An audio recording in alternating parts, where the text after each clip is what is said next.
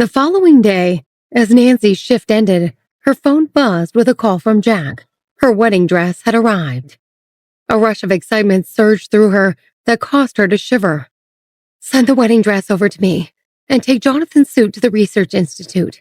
I want him to see it as soon as possible."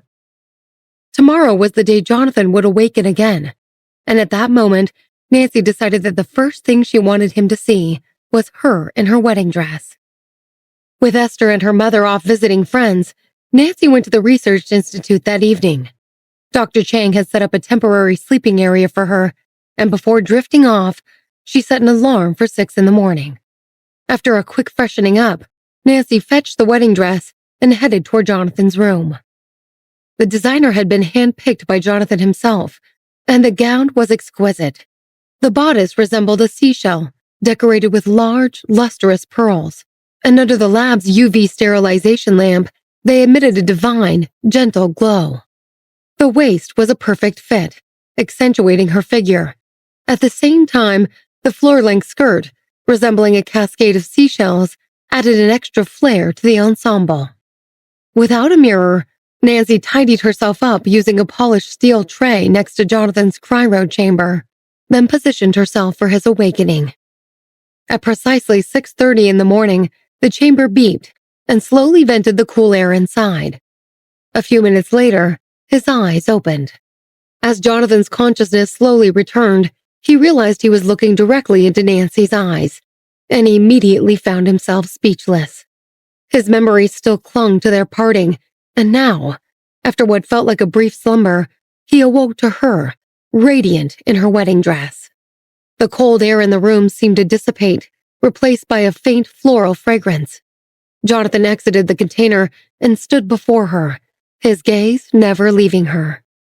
At this moment, all the chaos and uncertainty faded into irrelevance, because she was there, in a wedding dress, ready to marry him. Jonathan extended his arms, embracing Nancy and holding her close. She didn't speak, simply nestling into his hold, the sterile scent mixed with her unique, cool aroma. All of his waiting and persistence felt justified, all for the sake of this moment, a moment that seemed to hold his soul in place. Eventually, Jonathan released her and reached into his bag, pulling out a small box. "I was going to give this to you on our wedding day, but this feels like the right time. Turn around, darling." He gently extracted an exquisite diamond necklace from the box, and the magnificent stone shone brilliantly under the light. He positioned himself behind her, and she used the same polished tray to cast their hazy reflections. Even blurred, the tender intimacy of the moment was palpable. Gently clasping the necklace around Nancy's neck, Jonathan leaned down, meeting her lips in a deep, lingering kiss that left her blushing. As they pulled apart, she pointed to another bag and said, "Your suit is in there." Realizing what she had planned, Jonathan smiled and headed into the changing room. The space was clearly meant for one, and with both of them inside, it felt incredibly snug. Seeing Nancy's radiant, unadorned face stirred something in Jonathan, and he kissed her again, his strong hands lifting her and pressing her back against the door. Her gown pooled around her feet, and he kissed her deeper. Her only recourse was to wrap her arms tightly around his neck.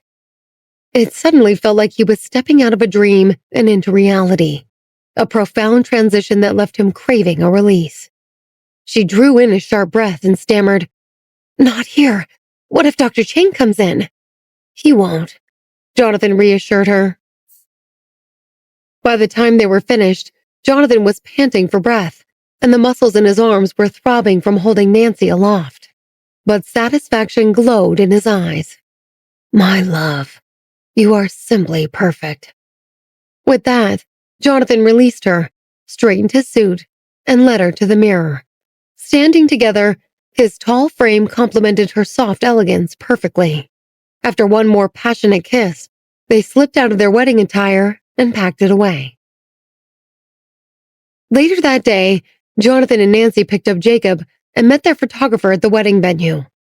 Jack had booked them the grand ballroom at the Plaza Hotel, and despite having been there a number of times for conferences, Jonathan was still left in awe of its grandeur. As Jonathan and Nancy stepped inside, their footsteps echoed off the towering marble columns and painted ceiling. It was as if they entered an ancient temple that had been constructed by the gods to celebrate their love. The photographer followed at a distance, capturing them without orchestration. Every snapshot was a picturesque visual banquet. That evening, they checked into the hotel upstairs and were soon joined by the many guests arrived on chartered flights from all over the world. Before long, the grand old hotel was full of shining, familiar faces, and the wedding weekend had officially begun. Steve was just getting settled in his room when he was surprised to hear a knock on the door. He opened it to find Jonathan holding a suit bag over his arm and invited him in with a nod. "Steve, we haven't had much time to talk one-on-one lately. How's the business going? Have the shareholders been giving you any grief?" Steve shook his head and replied, "No, everything's been running smoothly, same as always. They clearly trusted you to choose your successor." Jonathan eased himself into a chair with a relieved smile. "That's good to hear. I won't be around for a while, so I appreciate your effort." "It's no trouble." Steve paused, then took a deep breath and addressed the elephant in the room. "How's the search for the cure going?" Jonathan shook his head, the gravity of the situation clear in his eyes. "Dr. Chang has reached out to all the top researchers, but there's no progress yet." Steve's heart dropped, and he took a beat to settle his breathing. He started to speak, but then choked and fell silent, the rest of his sentence sticking in his throat. Unemotional, Jonathan stepped back in. "We have to face the facts here. If the situation doesn't improve, then I need you to look after my mother. She's not aware of my condition, and I worry about what will happen to her when she finds out. Her health is already so poor." "Of course. She's my grandmother. She'll have all the support I can provide." Unable to maintain eye contact with Jonathan, Steve's gaze shifted to Frida, which was resting on the bed.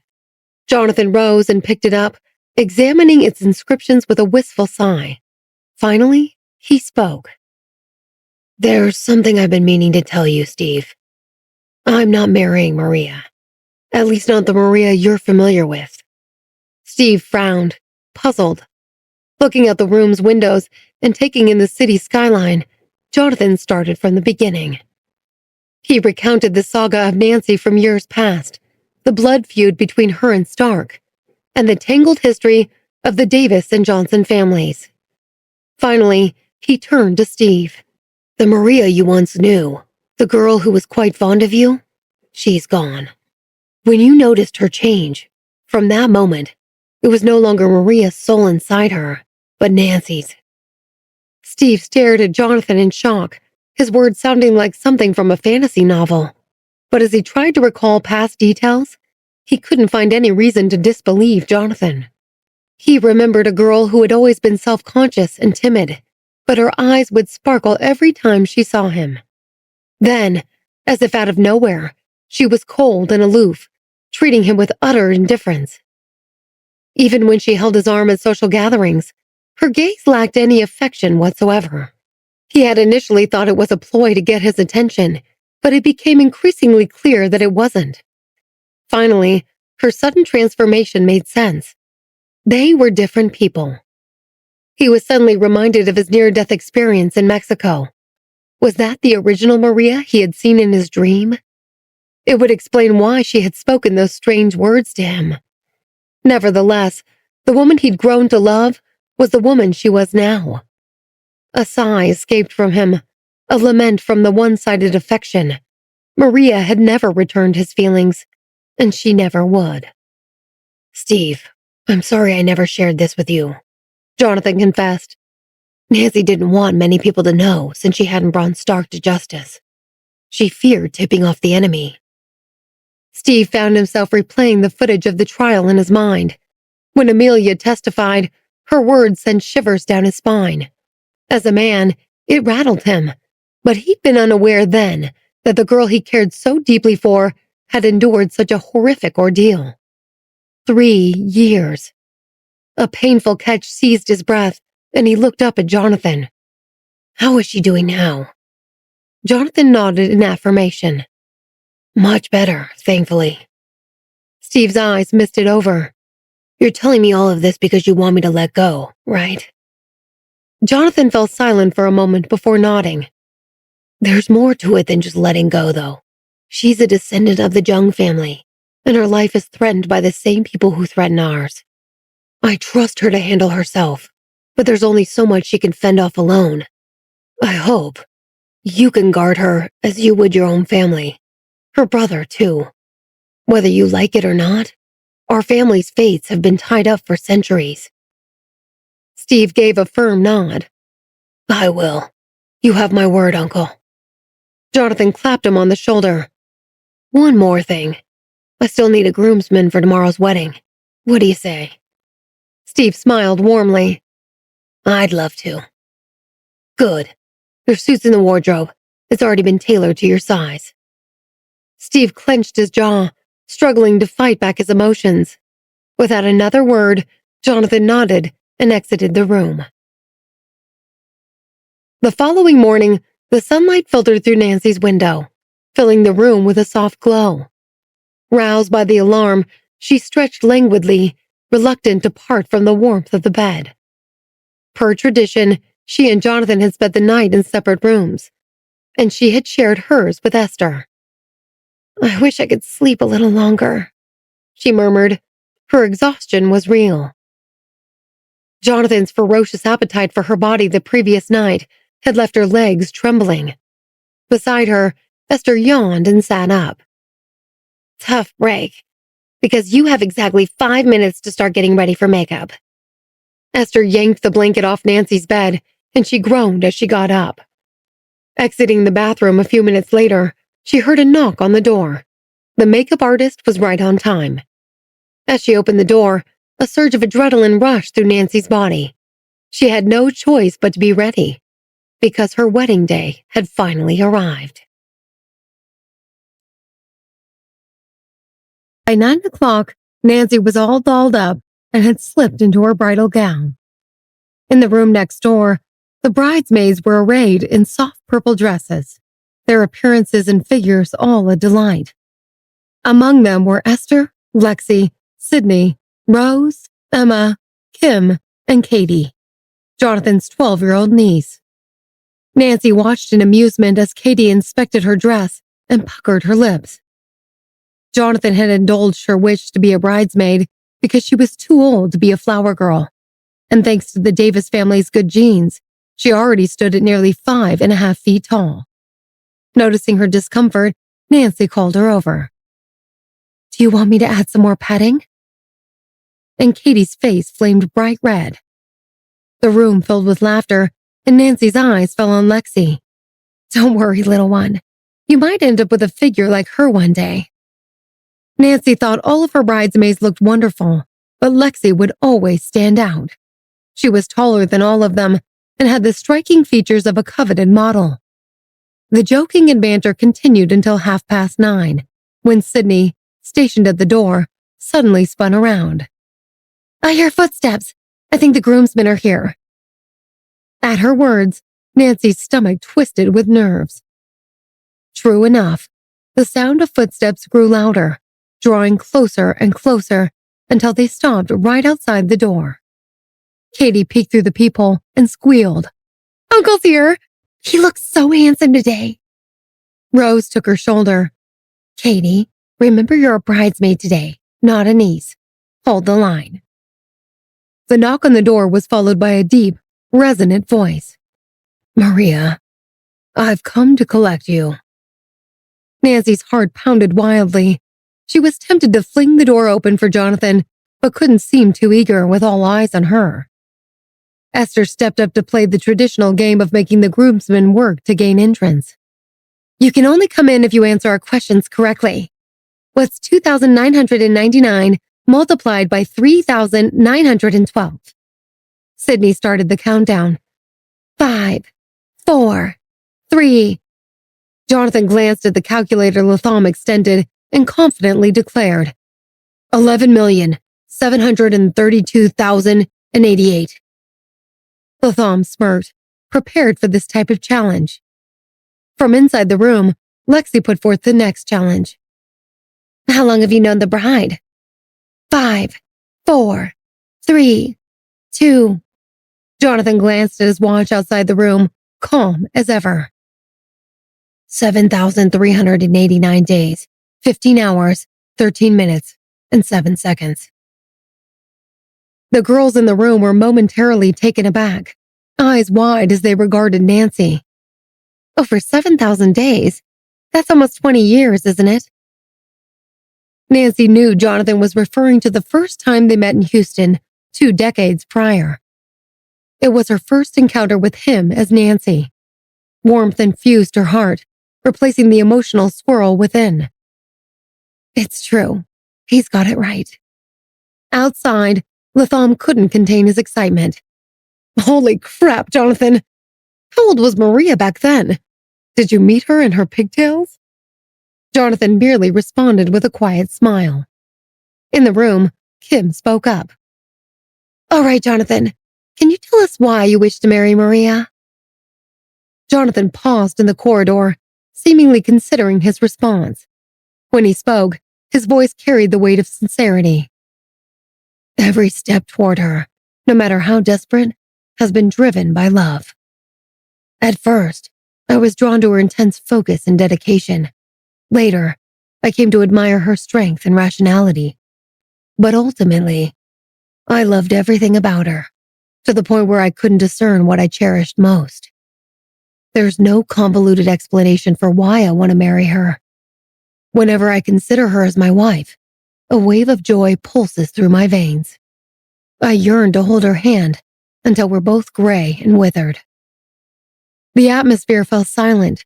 Everyone hung onto Jonathan's words, their breath held in anticipation. Among the bridesmaids, Katie and Rose had both known Jonathan since they were young, but they had never seen him so vulnerable. The others were equally stunned, finally seeing the side of Jonathan that Nancy had come to love so dearly.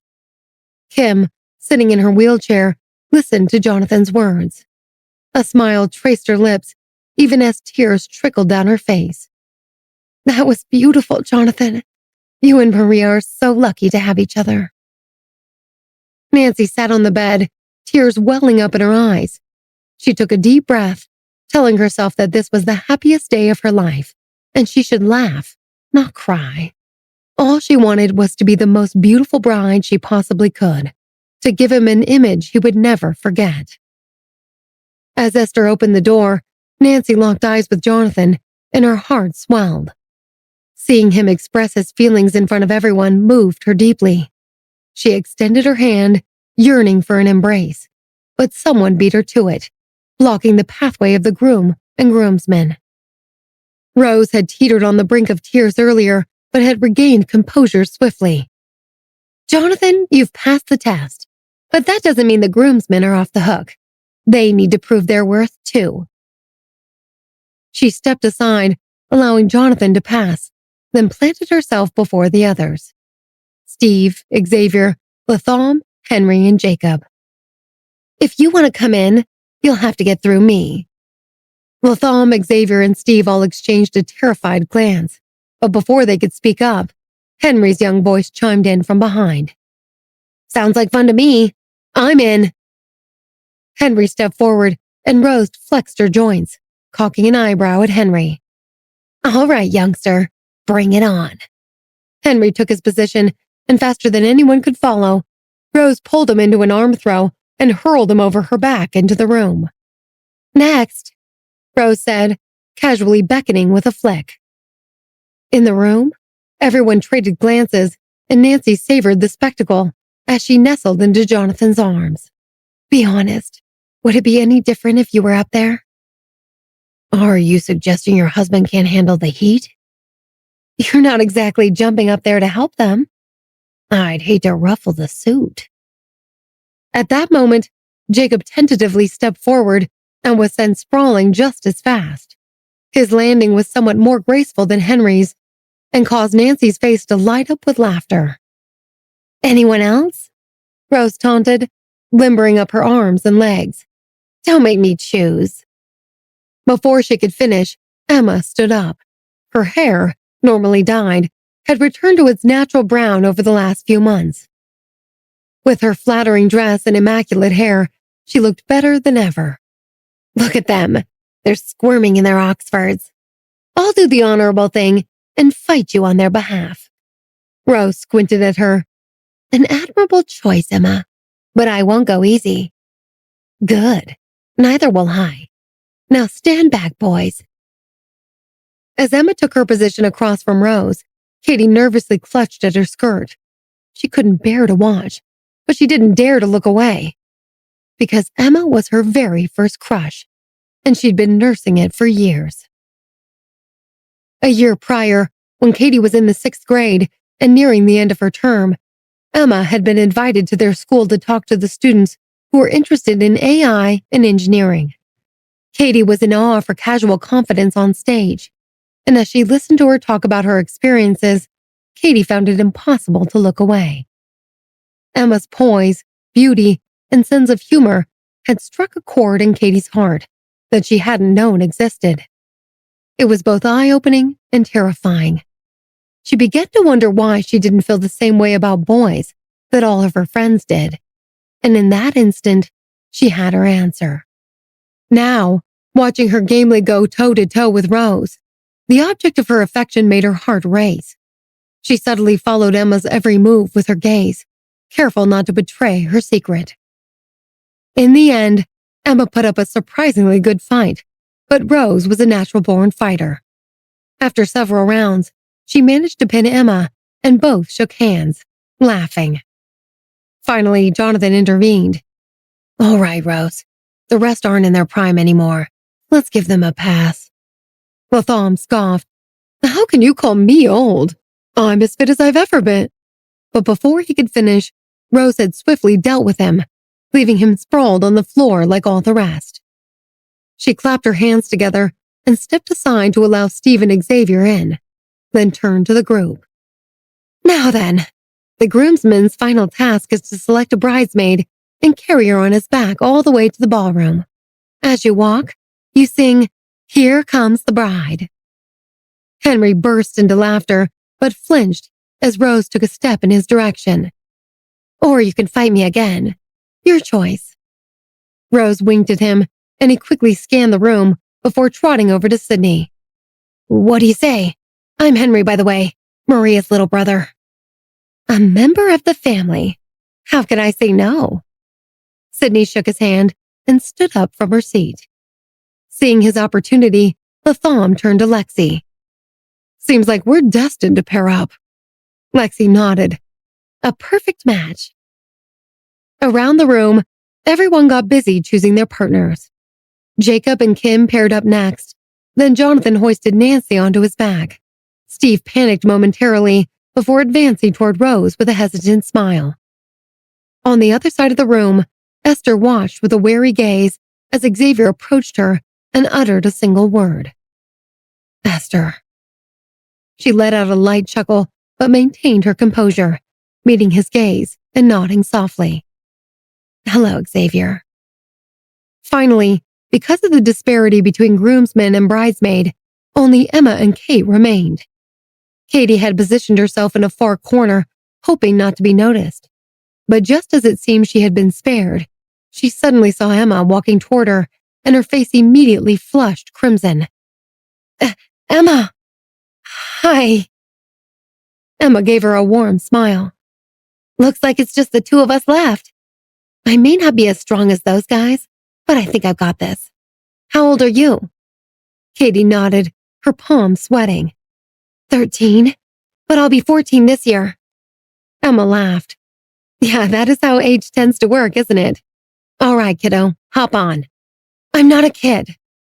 Emma narrowed her eyes, scrutinizing Katie's flustered demeanor. It's not a bad thing. If anything, childhood is a gift to be cherished. Soon enough, it will be all work and no play. Katie felt a pang of despair and her eyes welled up. She knew that Emma would never see her the way she saw Emma, but hearing it from her directly was almost more than she could take. Before Katie could respond, Emma lowered herself and hoisted Katie onto her back.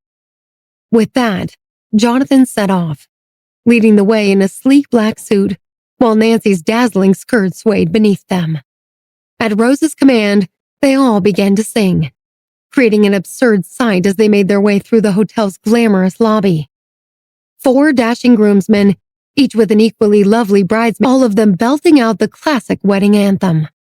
Here comes the bride, all dressed in white, sweetly serene in the soft glowing light, lovely to see, marching to thee, sweet love united for eternity. Henry sang with such fervor, it was as if he were auditioning for a musical. In stark contrast, Steve's voice was barely audible. Every time he faltered, the fiery Rose would admonish him from his back. Let me hear it, Steve. If you don't sing, I'll have you tumbling over my shoulder in front of everyone. Behind them, Latham crooned, casting the silent Xavier a teasing glance. What's the problem, Xavier?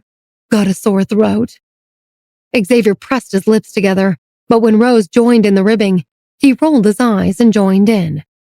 Esther, perched on his back, was in fits of laughter. Oh my God, where is my phone? I can't believe I'm not recording this. Sydney chimed in from the side. No worries. I asked the photographer to set up some video cameras. Sydney winked, and Xavier let out a loud groan. Before long, they arrived at the grand ballroom, and the door swung open to greet them. As they finished their final chorus, the bridesmaids dismounted and everyone stepped inside, momentarily awestruck by the stunning, cavernous ballroom.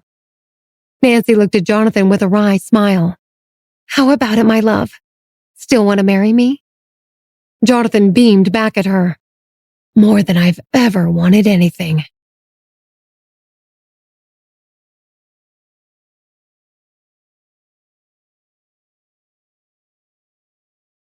As Nancy gazed into the ballroom, a long red carpet stretched out before her.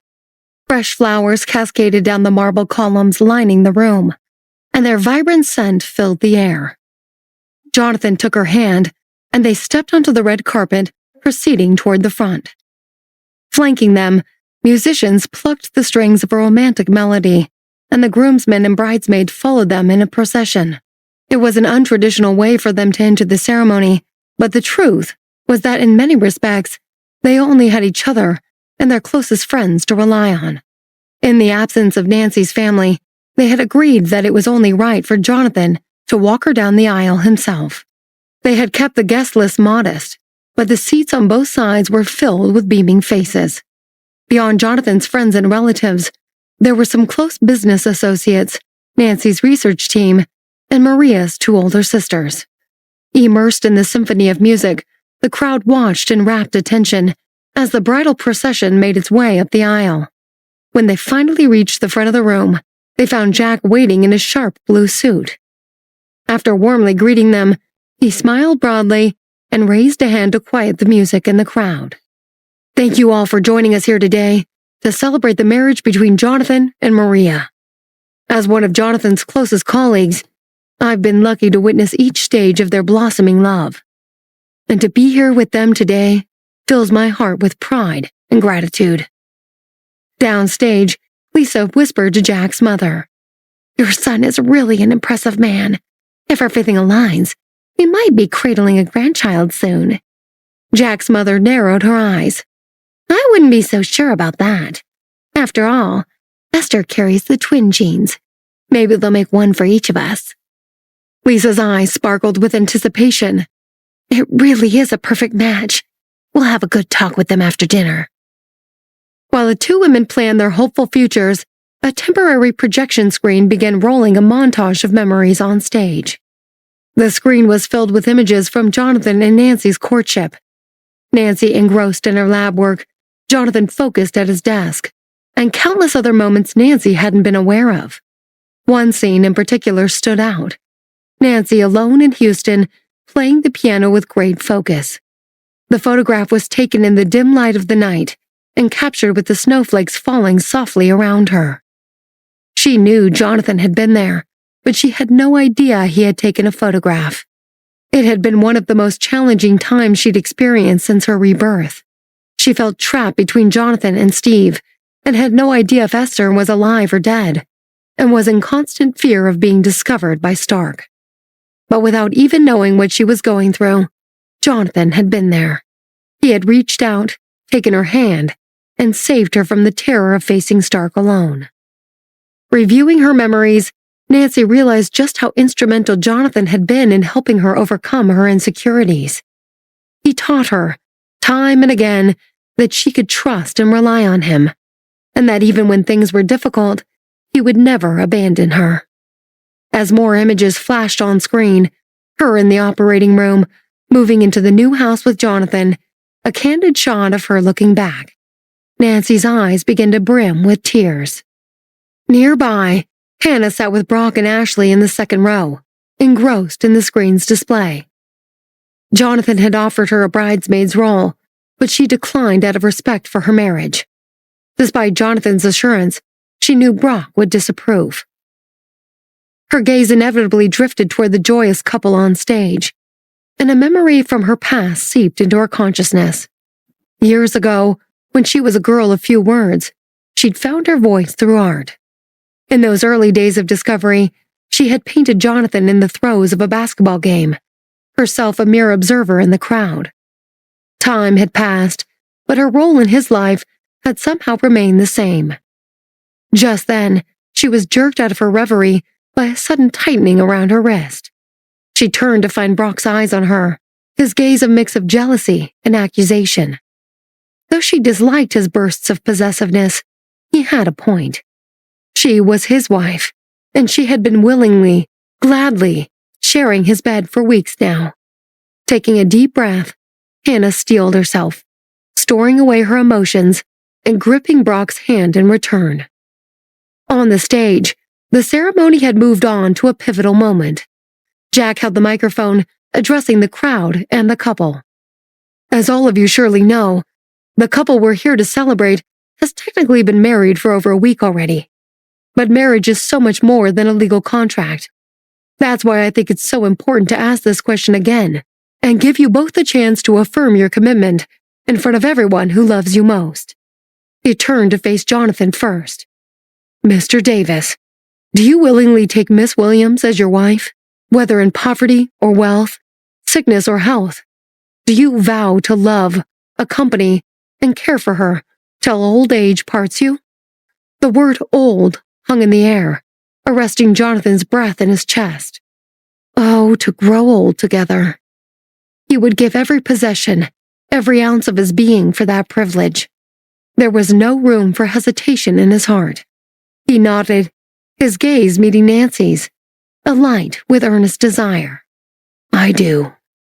An arm's length away, Nancy felt she could see the thoughts swirling in Jonathan's eyes, as if their brains shared an invisible wavelength. Her heart clenched, and a bittersweet sensation washed over her. If their pledge could truly be fulfilled, she wanted nothing more than to spend eternity by his side. Their hands intertwined as their hair turned gray and their skin grew loose. Finally, Jack turned to her. Miss Williams, are you willing to take Mr. Davis as your husband, in wealth or poverty, health or sickness? Will you love, accompany, and care for him till old age parts you? Nancy fought to keep her voice steady and her smile in place. I do. Jonathan gently lifted Nancy's hand, slipping a carefully chosen wedding ring onto her left finger. Nancy, in return, picked up Jonathan's ring and lovingly placed it on his. Overcome with emotion, Jack put both arms in the air. Then it is with unparalleled joy that I announce you husband and wife. With that, Jonathan bent down to seal their vows with a tender, passionate kiss. Standing underneath the ballroom's glittering, elegant chandelier, they briefly forgot about the challenges that lay ahead. All that existed was the love they shared, a fire that could never be extinguished. Nearby in the front row, Carol wiped joyful tears from her eyes. Her youngest son had finally married. Her gaze then drifted to her grandson Steve, who watched the proceedings with veiled sadness. She had seen him grow up and knew his heart well. It was clear that he had truly loved her, but Maria's affections had never laid with anyone but Jonathan. She heard Sophia bristle and took her hand in her own. Let it be, Sophia. The younger generation must sort out their affairs themselves. Our family unity is too important for you to continue getting involved.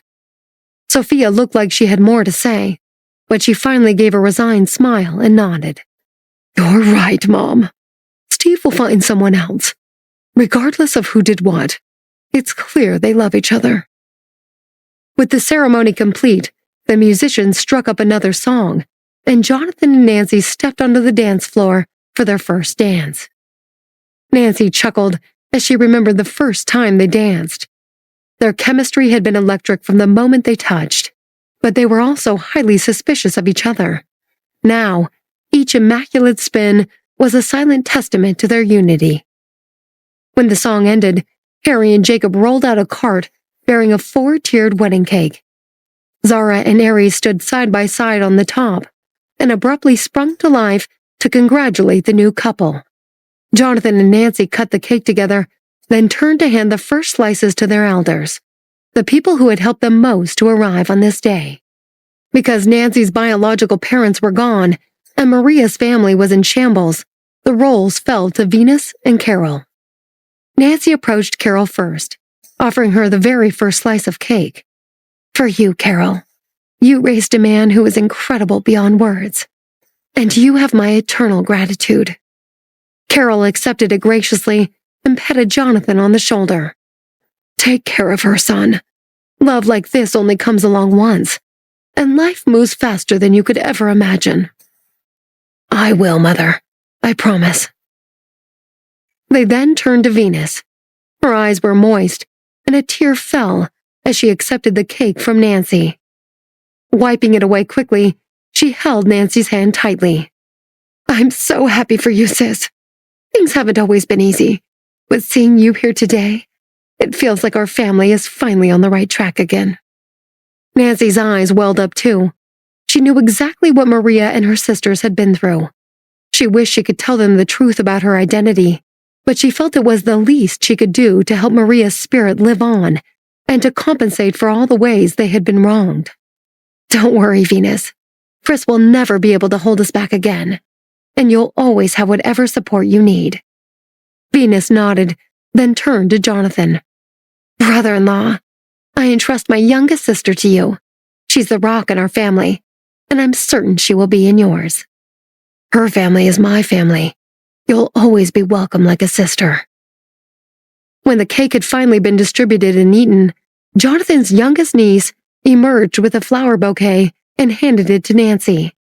Throw the bouquet! Nancy stooped to accept it, her smile blossoming at the sight of the young ones. Memories flitted across her mind of all the times Steve had told them she was dangerous, to which she playfully responded that she ate children's hearts.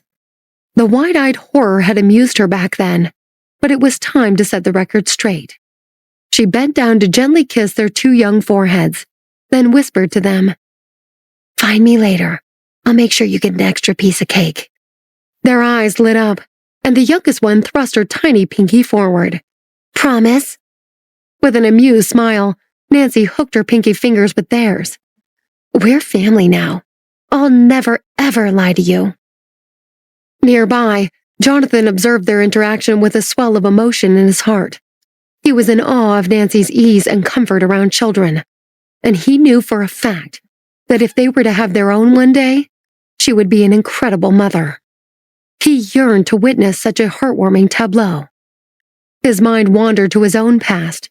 Raised under a stern hand, he had grown into his role as a protector of the Davis family, all the while watching his older brothers depart, one by one. The searing pain of those losses had hardened him to the slings and arrows of life and taught him to be ruthless and demanding. He knew all too well that the next day was never a guarantee, which made him adverse to serious emotional commitments, and a bare-knuckled pugilist in the negotiating room. But then he met Nancy. Without him even noticing, she had infiltrated his life in a way that no one had ever managed.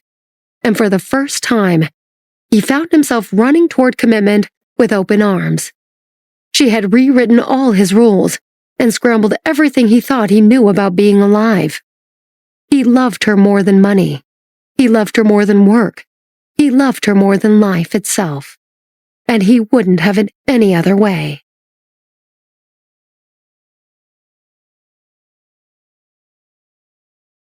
Unaware of Jonathan's swelling emotions, Nancy held the bouquet aloft and shouted to the eager audience, "Here it comes! Catch this, and you'll be next to show off your love." With that, she turned her back, hefted the bouquet, and flung it over her shoulder, silently praying it would end up with Esther. Cheers soon erupted, and Nancy turned around, but the bouquet was still in play, eager hands swatting at it left and right. Before long, the competition turned into a desperate scramble for the flying bouquet. One woman pushed another, then redirected the bouquet toward an oblivious Latham. Just as it was about to hit him in the head, a figure suddenly leapt into the fray, snatching the flowers out of midair and landing gracefully. The jovial atmosphere faltered into a stunned silence. There stood Norman, bouquet clutched tightly in one hand, his brows furrowed. "Sorry, that was getting a little heated." Pearls of laughter broke out, and Jack quickly cut in. "Rules are rules, Norman. Tell us, who's the lucky lady?" All the eyes swung to Norman as a rare flush crept up his cheeks. Latham spotted it, and his jaw dropped. "Oh my God! RoboCop is blushing! Tell us who caught your eye. We'll all be your wingman for the night." Norman hustled over to Nancy and extended the bouquet. "You should throw this again." But Nancy shook her head. "No way. It's yours now, Norman. And when you do get married, I expect an invitation." Laughter rang out again, and the musicians seized the moment to strike up a lively tune. Before long, the dance floor was crowded with smiling faces. Brock was about to ask Hannah to join him on the dance floor when his attention was seized by Ashley, who abruptly rose from her seat and made a beeline for Jonathan. His brows furrowed in concern, and he hurried after her without hesitation. Originally, he had been adamantly against Ashley attending the wedding, but he had grown hopeful that if she witnessed the bond between Jonathan and Nancy, it might help her move on. Clearly, that hadn't happened. Ashley caught up to Jonathan and tapped him on the shoulder, but before she could speak out against the marriage, Brock landed behind her and slid his arm across her shoulder. "Ashley, what are you doing wandering around? I'm sure Jonathan is busy." He stepped in between them, and he and Jonathan locked eyes. "I apologize if my sister has caused any disturbance." "On the contrary, she's been far less trouble than you. I must say, I'm surprised you would attend my wedding after everything you pulled out last week. Your audacity is truly something." Brock's facade faltered. It was true that he'd attended without an invitation, but it was only to keep an eye on Ashley and Hannah. Nonetheless, he knew he couldn't give Jonathan an inch. "I heard you were unwell, but it seems the rumors were unfounded. I'm glad to see you're back in business." "No thanks to you." "What is it they always say? It's not personal. It's business." Jonathan laughed, and Brock scrutinized him. He looked perfectly healthy, radiant even. But if he hadn't been sick, what had he been up to? With a glint in his eye, Brock extended his hand toward Jonathan, and he promptly met it. Their hands clasped together in a silent showdown. Brock had intended it as a test of his strength, but he was stunned by the firmness in Jonathan's grip. Attempting to maintain the upper hand, Brock shifted slightly to throw Jonathan off balance. Instead, Jonathan countered by pulling Brock closer, their eyes level, their gaze unbroken. "Listen, Brock, I don't know why you married Hannah, but if you're looking for a fight, directed at me, manipulating a woman, that's beneath you." Caught off guard, Brock's eyes narrowed. He saw Hannah approaching, her eyes filled with worry. A torrent of anger rushed through Brock, overwhelming his senses as it blasted in his chest.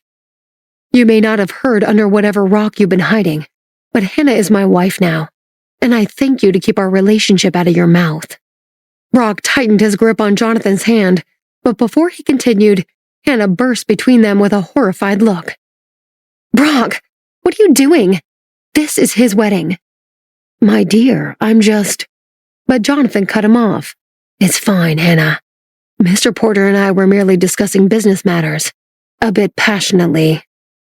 With that, Jonathan was the first to release his grip. Suddenly subdued, Brock felt an unfamiliar pang of defeat. He understood immediately why Jonathan had ended their battle. He didn't want to drag Hannah into it. Jonathan genuinely cared about her. Meanwhile, as Hannah's husband, Brock seemed to only ever cause her distress.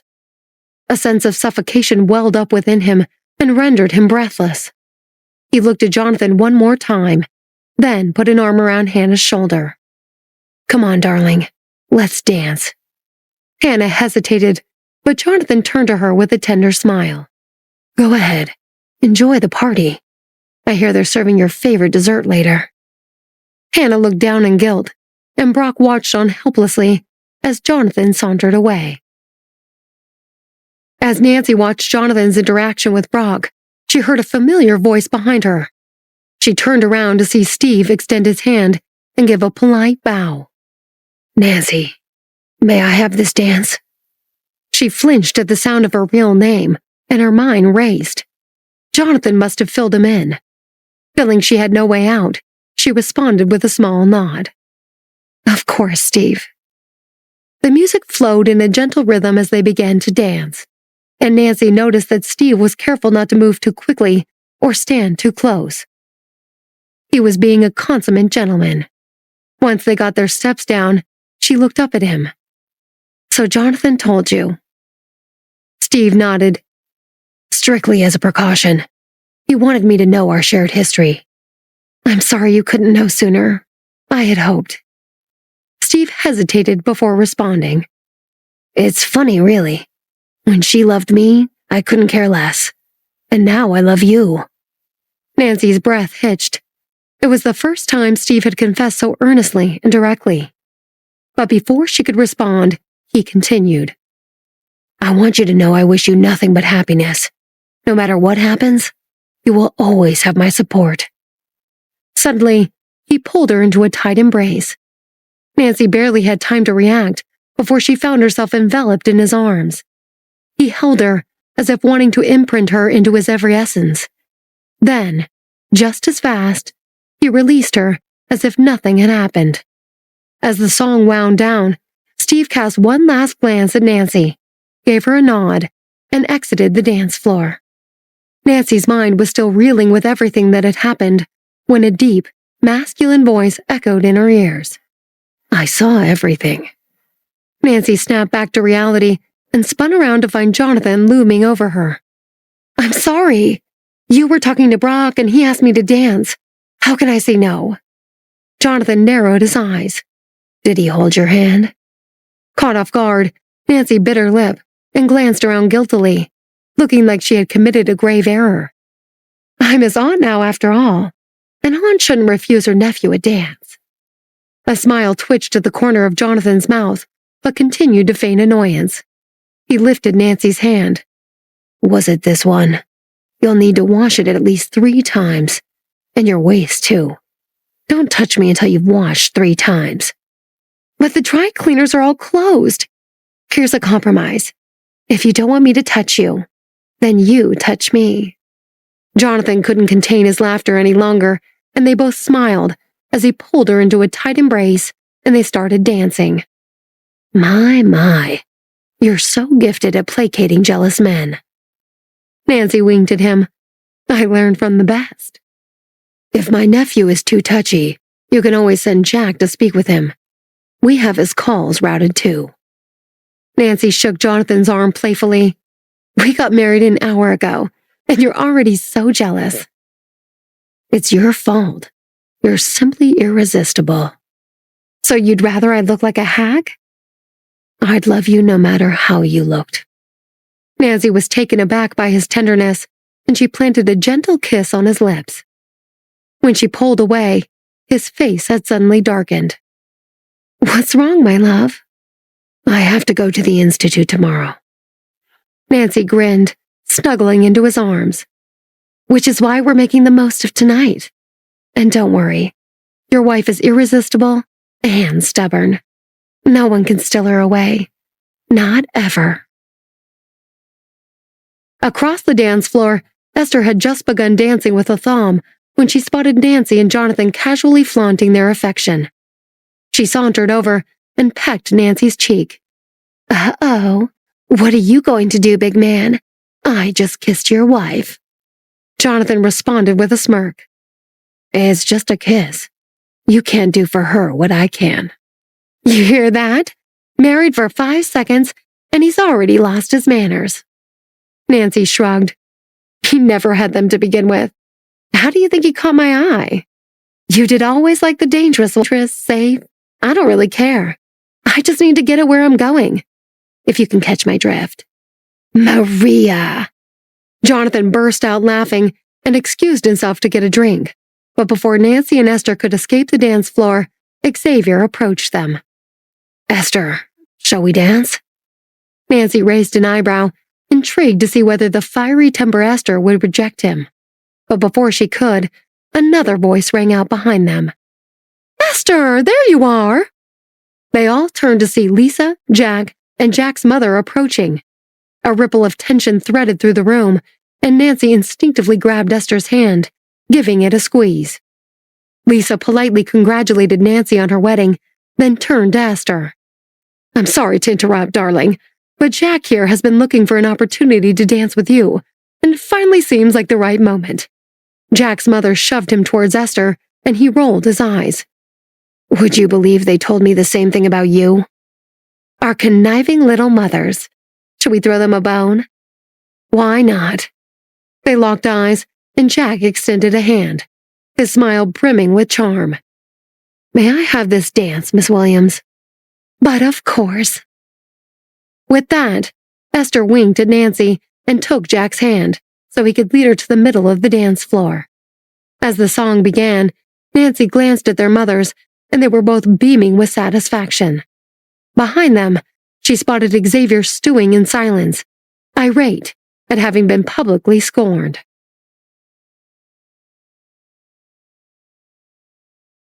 Before long, the buffet had been set up, and everyone took a break from dancing to eat. Once they had satisfied their hunger, Jonathan and Nancy retreated for some much-needed rest, and guests began to explore the hotel, taking pictures in all of its most iconic spaces. Amidst the buzzing crowd, Katie darted from room to room in search of Emma. She hadn't seen her since before dinner, and just as she started to suspect Emma had left, she spotted her working on something at a table in the far corner of the hotel lobby. Katie gasped at the sight of her. The gentle lamplight painted streaks of gold in her hair and divided her face into halves of golden illumination and deep shadow, highlighting her striking features. Katie quietly made her way over and watched Emma work for nearly 5 minutes before she looked up and spotted her. "Hey, kiddo, what are you doing out here?" Katie hated that nickname, but chose not to correct her. Instead, she leaned forward, curiosity sparkling in her eyes. "What are you working on?" "It's a small drone that I built to be used indoors. It was flying around taking pictures and videos of the wedding, but one of its motors got jammed." "That's so amazing. You made robots with my aunt too, right?" Emma nodded. "Good memory. In fact, we work together at your uncle's company now. We designed that fancy car you drive around in." Katie's eyes glowed with infatuation. "Look at this. She made it for me for my last birthday." Katie produced a small robot from her pocket and handed it over. Emma inspected it and chuckled lightly.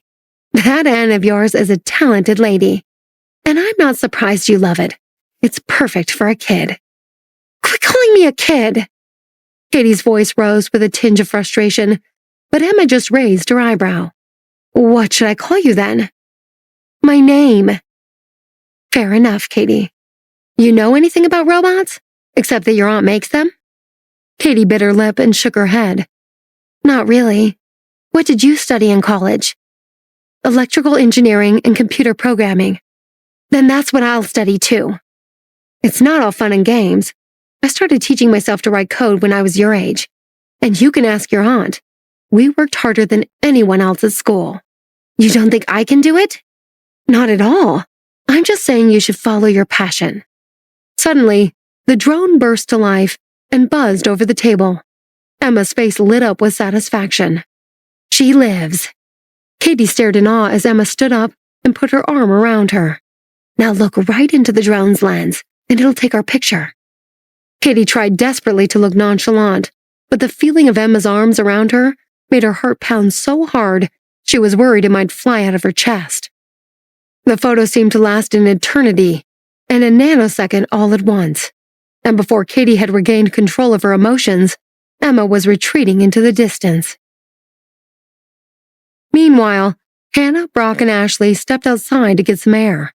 While Brock half-heartedly helped Ashley take selfies, Hannah roamed the corner with her camera, capturing the vivid architecture of the famous hotel and the romantic splendor of Central Park directly across the street. When he finally finished with Ashley, Brock turned and spotted Hannah taking a photo directly up the side of the building. Her expression was of absolute focus, eyes slightly squinted, and the corner of her mouth lifted in satisfaction. He couldn't possibly see the appeal of photographing a building like that. But in the next moment, Hannah put away her camera, closed her eyes, and appeared to mutter some kind of wish. Her expression was so earnest that it struck Brock as one of the most enduring things he'd ever seen, and he immediately pulled his phone out to capture the moment. As he slipped his phone away, she opened her eyes and turned to look at him. Done with your photos? Hannah nodded. How about a walk through the park then? Are you sure it's safe? Of course. You're with me. After a moment of hesitation, Hannah let him take her hand and they moved forward in silence. The air was damp and cool in the park, and the sporadic lampposts made the park feel like an unending maze of trails. Before long, the breeze picked up, and Hannah instinctively pulled her arms close. Brock observed her reaction and stopped in his tracks. Are you cold? Should we head back? Do you mind? Of course not. I just wanted us to have a moment alone. As they turned around, Brock took off his jacket and draped it over her shoulders before slinging his arm around her and pulling her close. Within minutes, he noticed that she stopped shivering. The pair retraced their steps through the silent park, but as they approached a large hedge, they heard a rustling sound. Startled, Hannah instinctively edged closer to Brock's sturdy form. It was the first time he'd ever felt her voluntarily seek out his proximity, and he looked down at her with a gentle gaze. Don't worry, I'm sure it's a small animal. She responded with a soft hum, and they continued around the hedge. But no sooner had they taken a couple of steps when a shadowy blur erupted from the dimly lit bush and barreled towards them. Hannah's shriek ripped through the night, and Brock instinctively yanked her behind him. Tell her to shut up and empty your pockets, or I'll put a bullet in both of you and do it myself. Brock snarled and slowly reached into his pockets, but when the mugger briefly glanced around, Brock lunged forward and grabbed the man's wrist. The gun went off before tumbling from his grip, and Brock and the mugger were soon tangled on the ground in a vicious battle. Hannah staggered back in shock, barely able to tell the two men apart as they scrapped for the loose gun. She was paralyzed with fear until the mugger managed to get on top of Brock and unsheath a large dagger from his waist. Seeing the blade glint in the moonlight, Hannah sprung into action. She spotted a large rock just off the path, and right as the mugger raised the dagger over Brock's chest, Hannah smashed him on the back of the head with the rock. The sickening crunch of his broken skull echoed off the trees, and his lifeless body fell backward with a thud. Hannah stared down at the dead mugger, her heart pounding in her chest. As Brock scrambled to his feet, she just stood there with wide eyes, her entire body trembling, and her hands still clutching the bloody rock. Brock glanced down at himself. His shirt was torn, and he had some scrapes and bruises, but he was miraculously unharmed. The mugger had him dead to rights, and Hannah's bravery saved him. He stepped in front of her and pried the rock from her grip. Hannah, are you okay? Lifting her gaze, she met his eyes as tears welled up in her own. We're all right. Don't worry. He pulled her into a protective embrace, and he could feel her fear-cold sweat drenched her body, and she shivered uncontrollably as she curled up in his arms. She was so slender and small, He could hardly imagine how she managed that lethal blow. "Is your hand okay? Did you hurt your fingers?" She shook her head, and her tears finally slipped free. They damaged his shirt and soaked into his chest, feeling like they pierced straight to his heart. "Don't worry, darling. We're okay. Let's get out of here, and I'll call in an anonymous tip. We don't want anything to do with this." Her voice came out a hitched whisper. I thought he was going to—" Brock felt his heartstrings go taut. Pulling back, he locked eyes with her. "You were scared for me?" Hannah blinked. She wanted to deny it, but she knew she couldn't. He smiled, a soft chuckle escaping him. "Do you realize you saved my life?" With that, he gently lifted her chin, tilting her face towards him. Their lips met in a gentle kiss, and his fingers threaded through her hair, angling her head upwards. Her body instinctively leaned back, causing her lips to part. Seizing the moment, he pressed further, deepening the kiss with a fervor that can only be summoned in the wake of such a close call. Their marriage had had more of its fair share of problems, but when the cards were down, they had both chosen to protect each other. As they continued down the path, they were soon enveloped in darkness. Brock gazed at the woman next to him as the soft moonlight kissed her face. It was clear she was having trouble walking in her dress and heels. Brock stopped and whispered into her ear. "Hannah, my wife, let me help you." He knelt down to adjust her skirt when he felt 2 teardrops land on the back of his head. Realizing it was her fear that had made her so unstable, he scooped her into his arms and teased her playfully. "Can't walk? Guess you'll have to stay in bed every day from now on, huh?" What do you mean?" "It's what husbands and wives do, Hannah. They protect each other, they love each other, and they make love to each other." Their newfound closeness had him practically beaming, and he bent down to gently kiss her forehead. She nestled further into his warm chest, and as they emerged from the park, the street lamps cast a long shadow out in front of them. To Brock's surprise, he found himself overwhelmed with gratitude for having Hannah in his life. Ever since he was old enough to live on his own, Brock had been a consummately selfish man. Now, in less than 2 months, Hannah had taught him patience, empathy, and the joy of partnership, despite how tenuous theirs was. The color finally seemed to return to Hannah's face as they rounded the corner near the hotel, and Brock soon realized she was flushed with embarrassment. She softly urged him to put her down, but he couldn't resist teasing her again. "What's more embarrassing? Being carried down in front of everyone." Hannah groaned. "Just make it quick." "We'll see. I might do a few laps just to flaunt you around." "Brock!" "Okay, fine. 1 lap." Hannah buried her face in his chest as they entered the hotel's soaring lobby. With a devious smirk, Brock marched right past the elevators and headed back to the ballroom. Perhaps, he thought, they might just be able to make this marriage work after all.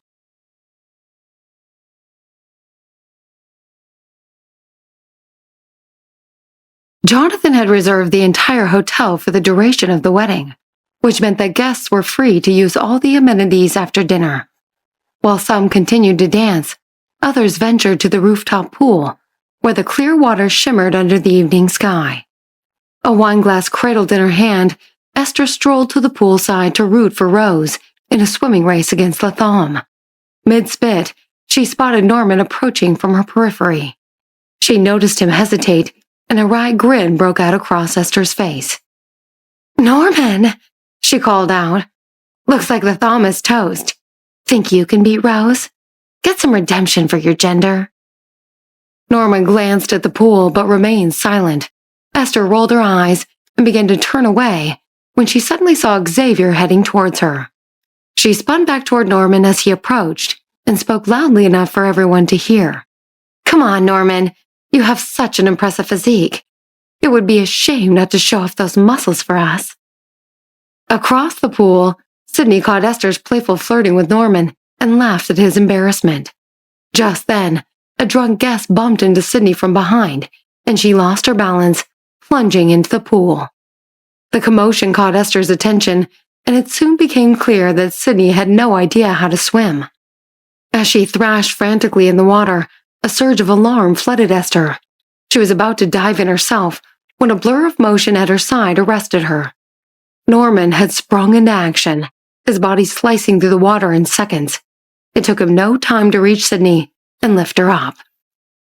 The crowd rushed toward the poolside as Norman hauled Sydney onto the deck and gently laid her down. She coughed a few times before recovering, but her terror left her gasping for breath at the pool's edge. Meanwhile, Norman hoisted himself out of the pool with his powerful arms. His soaked t-shirt clung to his muscular physique, and his damp, short hair dripped water onto his chiseled face. He glanced down at Sydney, concerned. "Should I get a doctor?" Esther watched Sydney's gaze roam over his bronze skin and rugged features. He had been the first to rush to their aid when she and Esther were kidnapped, and now he had saved her life again. She was clearly smitten. Sydney finally shook her head and struggled to sit. "I'm fine. No need for a doctor. I'm just pretty shaken up. Could you help me back to my room?" Without a second thought, Norman bent down, scooped Sydney in his arms, and headed toward the hotel lobby. A smile played out on Esther's lips. The allure of a hero coming to the rescue was incredibly potent, but Norman was like a brick wall when it came to conversation. Perhaps Sydney would have more luck breaking through it than she had. Just then, her wrist was caught in a firm grip, and she turned to find Xavier's icy gaze locked on her. Her wrist twitched in his grasp, but she couldn't free herself. "What are you doing?" she demanded. "We need to talk." "Speak for yourself." "I'm serious, Esther. I'm done playing games." "I've been begging you to leave me alone for weeks. Who's the one playing games?" Xavier fumed, and it was all Esther could do not to smile. Between dancing with Jack and flirting with Norman, she had clearly gotten to him. She hoped the occasion would keep him on his best behavior, but evidently, she was wrong. He attempted to pull her away, but she yanked back. "Let go!" "I'm hungry. I want to eat something." Hearing this, Xavier loosened his grip and begrudgingly accompanied her to the food table. She snagged a sorbet and ate it at a leisurely pace, doing her best to waste as much of his time as possible. Xavier showed no sign of departing, so she reached for a plate of cheese and poured herself another glass of wine. Unfortunately, just as she took her first bite, a wave of nausea crashed over her. She slapped a hand to her mouth and dashed off toward the restroom. By the time Xavier caught up with her, Esther had already made it to the toilet and emptied her stomach. Scanning the room to make sure no one else was there, Xavier locked the door and waited patiently until she seemed to have recovered. "Esther, are you okay?" She shook her head dismissively and moved to the sink to rinse her mouth. The cold water soothed her aggravated throat, but she nearly choked on it when Xavier suddenly blurted out a question. "Oh my God, Esther, are you pregnant?" Esther froze, feeling as though a lightning bolt had just hit her. Her mind was ripped back to the morning she had left his hotel room, consumed with anger, and shut herself away to focus solely on her designs. She wanted to forget everything, including him, and in the process, she had forgotten about the contraceptive too. The realization struck her sober like a bucket of icy water had been dumped on her head. Xavier observed her sudden silence and pale face and put a comforting hand on her shoulder. "Let's step outside and talk." But she swatted his hand away. "Don't touch me! Leave! Just leave!" Her mind was a whirlwind. What if she was pregnant? What then? She'd always wanted a family of her own, but keeping the baby would mean tying her life to Xavier's. Could she do that? Especially after his hurtful behavior? She felt a flash of anger, but at that moment, his calm voice broke through once again. "We're in the men's restroom, Esther. Come on. Let's find somewhere more comfortable to sort through this." Esther stormed out, but Xavier quickly caught up, reaching for her arm. "Be careful. The floor is wet." She pulled away yet again, but their tussle ended up abruptly as they exited the restroom, colliding with another guest who was on his way in. The man eyed the restroom sign and gave Esther a look of confusion. "Can I help you?" Her temper flared, and the words flew out of her like a snapping whip. Before the stunned man could respond, Xavier pulled Esther close and ushered her away, apologizing to the man with his eyes. When they emerged from the bathroom hallway, Esther dashed for the elevator, and Xavier stepped in front of her, his voice growing stern. "Quit the theatrics, Esther. This is serious." Esther's eyes narrowed to deadly slits. "Theatrics? Even if I am pregnant, what's it to you? And who are you to lecture me?" "What is it to me? It's potentially my child." Esther snarled and veered toward the lounge, where the crowd greeted her warmly. She reached for a glass of wine, but found herself overcome with guilt, and then pivoted to grab a cup of orange juice. She slouched down in a plush chair and stared into the distance, deep in thought, despite the lively atmosphere. Her fingers curled tightly around the glass of juice as her emotions waged war on each other. After a few sips of the cool, refreshing liquid, her panic began to subside. She sighed deeply before she reckoned with her readiness to raise a child and her willingness to do it with Xavier. She needed to figure out if she was actually pregnant. After all, she had always had an inconsistent period, and there were any number of reasons she might have thrown up. She'd gotten ahead of herself, and the first thing she needed to do was find a pharmacy. Setting her jaw, Esther rose to leave, and Xavier shadowed her. "Where to?" "The pharmacy," she responded curtly. "Let me go. You should get back to your room and rest anyway." Esther blinked, surprised by his chivalry. "All right, thank you." Back in her room, Esther nestled on the couch and breathed deeply, attempting to keep calm. It had only been minutes, but time seemed to stretch out endlessly, and despite her best efforts, her eyes remained glued to the clock. If she was in fact pregnant, there was no chance it was anyone but Xavier. Unfortunately, he was so jealous and preoccupied with her sexual history that she had no doubt he'd find a way to bring it up. Her knee-jerk skepticism of Xavier struck her as a profoundly bad sign if she chose to keep the theoretical child. She couldn't pretend they didn't have physical chemistry, but there was a complete lack of trust between the two of them. He never failed to assume the worst about her, and he had never given her any reason not to do the same with him. Was that any kind of relationship to bring a child into? Her mind raced in circles until at long last there was a knock on the door, and Xavier's voice floated through. "Esther, are you there?" She rose hastily and opened the door, her heart hammering against her chest as her gaze fell on the bag in his hand. "Did you find them?" He nodded solemnly. "I got one of each, just in case." Esther rummaged through the bag and found a veritable rainbow of 7 or 8 boxes. Despite being gripped with anxiety, an incredulous laugh erupted from her chest. Xavier frowned. "What's so funny?" "You got like a dozen tests. This would take a week's worth of pee." Xavier blushed. "Well, how am I supposed to know?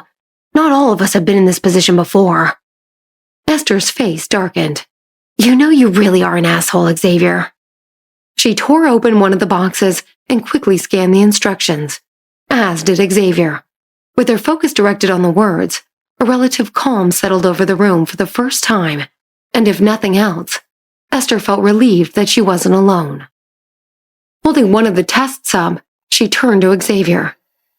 "So I guess if the second line appears, that means I'm pregnant." "Same with this one." With a swift nod, Esther snatched the second test from Xavier and locked herself in the bathroom. After finishing both tests, Esther remained on the toilet, staring at the readouts as they registered the first line. She closed her eyes and reassured herself that no matter what the results were, she would find a way through it. She had dealt with far greater struggles in her life, and the fact that she was even in this situation made her realize how much she needed to change about her life. Even if she wasn't pregnant, she swore to herself, at that moment, that she was going to get serious about finding a partner. Someone who would treat her with respect and compassion, who would love her for who she was, and not who he wanted her to be. Counting the seconds until the tests were supposed to be done, Esther let out a deep sigh. It was time to face the music. She opened her eyes and looked down at the finished tests.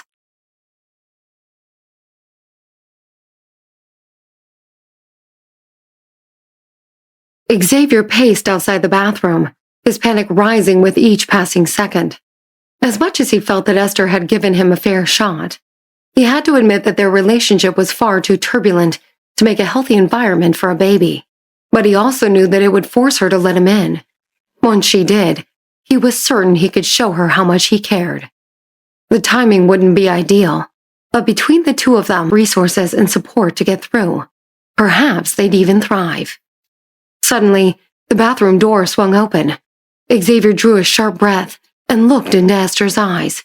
They were drained from anxiety and projected a sense of calm with a trace of happiness.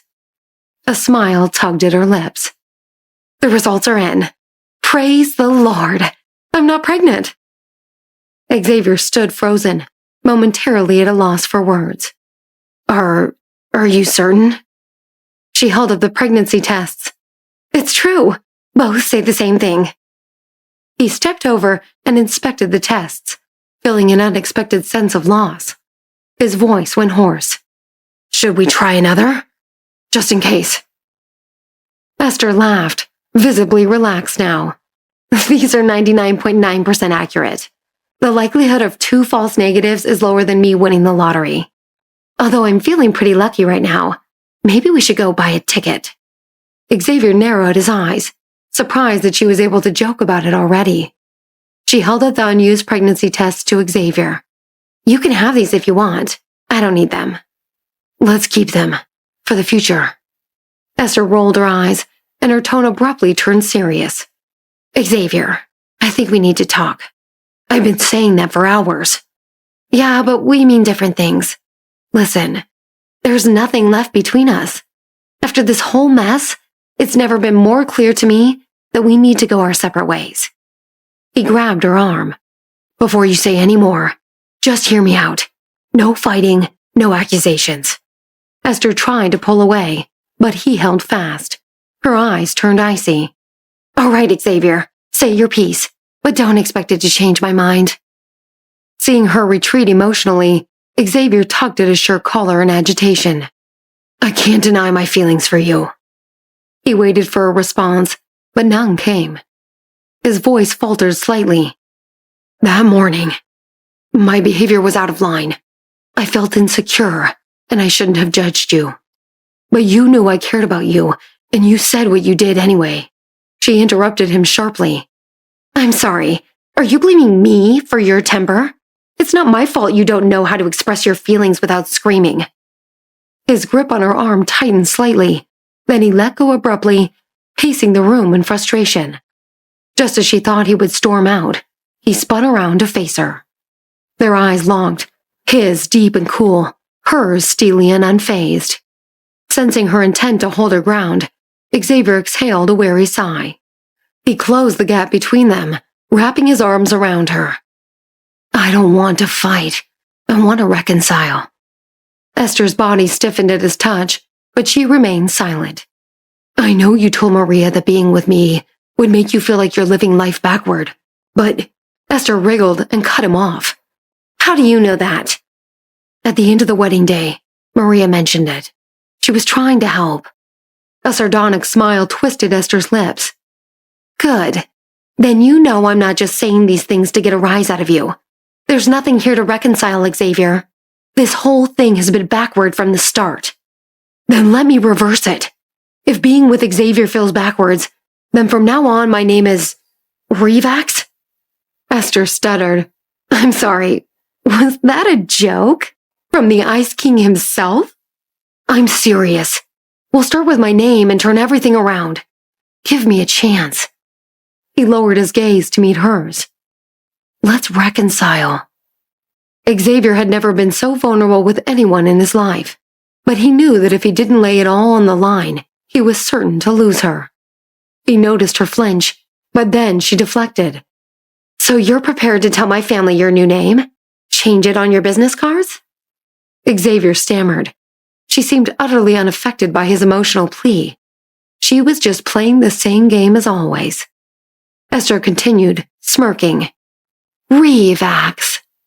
Doesn't really roll off the tongue, does it? I could call you Riri, I suppose, but I'm not sure how Rihanna would feel about that. Vax? That just makes you sound like medicine. Unable to take any more of her teasing, Xavier lunged forward and pressed his lips against hers.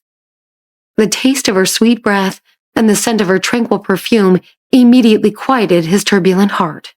To his surprise, she didn't react, yet she didn't pull away. It was as if they were teetering on a thin sheet of ice, maintaining a delicate equilibrium. His kiss softened, their breaths meshed, and their noses brushed against each other. Finally, Xavier pulled away. He stared at her, their breathing erratic and emotional. Esther wiped her mouth and sighed. You're quite something, you know that? Some serious improvement since our first kiss. He looked aside self-consciously, and Esther continued. If we're airing it all out, then there's something you should know. All right, spill it. When we were in Los Angeles, I saw you at the restaurant with that woman who was clearly infatuated with you. Xavier froze, then the memory suddenly materialized. He tried to interject, but she continued. When I returned to the hotel, I ran into her again. There was a man in her room, and they had clearly been together. Jonathan told me you came to see me and were staying in my hotel. At first, I wondered why I never heard from you, but then it all came together when you called the next day and said you had an emergency that kept you away. Esther looked up, and a mocking smile danced on her lips. So please, stop pretending you care about me, Xavier. The truth is out. As Esther spoke, Xavier's heart filled with relief. So her sudden coldness wasn't premeditated. It was because she misunderstood his relationship with another woman. When Esther finished speaking, Xavier wordlessly pulled out his phone and scrolled through Instagram. Finally, he found the woman's social media page and handed the phone to Esther. We went to school together, Esther. Otherwise, I have no connection with her. That night, the man in the room wasn't me. It was her husband. Esther's heart pounded as she squinted at the screen. He was right. That was the woman. And her entire feed was filled with pictures of her honeymoon, her husband, and her new baby bump. She pursed her lips, her mind a whirlpool of emotions, as the room fell into another uncomfortable silence. She had no reason not to believe him, but just because he hadn't lied to her in Los Angeles, that still didn't make up for the way he had behaved. Then again, the thought of him betraying her had driven her to provoke him almost constantly. She had flirted with other men in front of him, flaunted her relationship with Jack, and taken every opportunity to belittle him. Was his anger entirely unjustified? Struggling to reconcile the cascade of feelings, Esther jumped to her feet, but as she stepped away from the couch, Xavier unexpectedly took her hand. Pulled out of her daze, Esther lost her balance and tumbled back onto the couch, landing directly in Xavier's lap. She was about to snap at him when he shifted to the side and slid on top of her, pressing her back into the couch's soft cushions. His warm breath feathered her cheek. Please, Esther, let's make peace. She glanced away, unable to bring herself to say yes. He had never been so calm and gentle with her, never gone this long without a stupid outburst, and never apologized for his behavior. Had the wedding somehow gotten to him? Was the sight of Jonathan's tenderness toward Nancy enough to change his ways? As seconds turned to minutes, Esther didn't move, and Xavier didn't push any further. He was simply there, the tip of his nose brushing against hers, the weight of him half lying on her, keeping her still. She glanced up and saw him gazing down at her with open adoration, and something seemed to unlock inside her heart. Pretending to be detached had been her defense mechanism for as long as she could remember, but she could only pretend for so long. The way he looked at her ignited a longing that she didn't even know she possessed. Finally quieting the last voice of resistance in her mind, Esther looked up at him and cleared her throat. I'm going to bed, Xavier. His face flooded with disappointment, but he quickly moved and let her stand up off the couch. She crossed towards the bed and started changing clothes. And when she turned back around, she saw Xavier tying his shoes and gathering his things to leave. A fond smile spread across her mouth. "Hey, doofus." Xavier looked up at her. "Are you coming to bed or not?" Downstairs in the lobby, Kim's medical team was insisting that she needed to get home for some rest. But she insisted on staying until she could say goodbye to Jonathan and Maria. After hours of back and forth, she finally saw them emerge from the elevator and jolted up in her wheelchair to call out to them. Jonathan noticed her first and rushed over to greet her. But just as he got within arm's reach, Kim suddenly collapsed. Kim, wake up!" He spun to the medical staff with a grave expression. "Get her to the hospital, now!" When Kim finally stirred, she found herself in a situation she'd been in all too often. Sprawled out in a hospital bed, connected to countless beeping monitors. And just like so many of those times, the first face she saw when she awoke was Jonathan. She reached up to remove her oxygen mask so she could thank him, but before she could summon the strength, James came bursting into the room. Kim watched with bated breath as he noticed Jonathan standing vigil beside her. She knew this was the first time they had faced each other since Jonathan discovered her father's betrayal.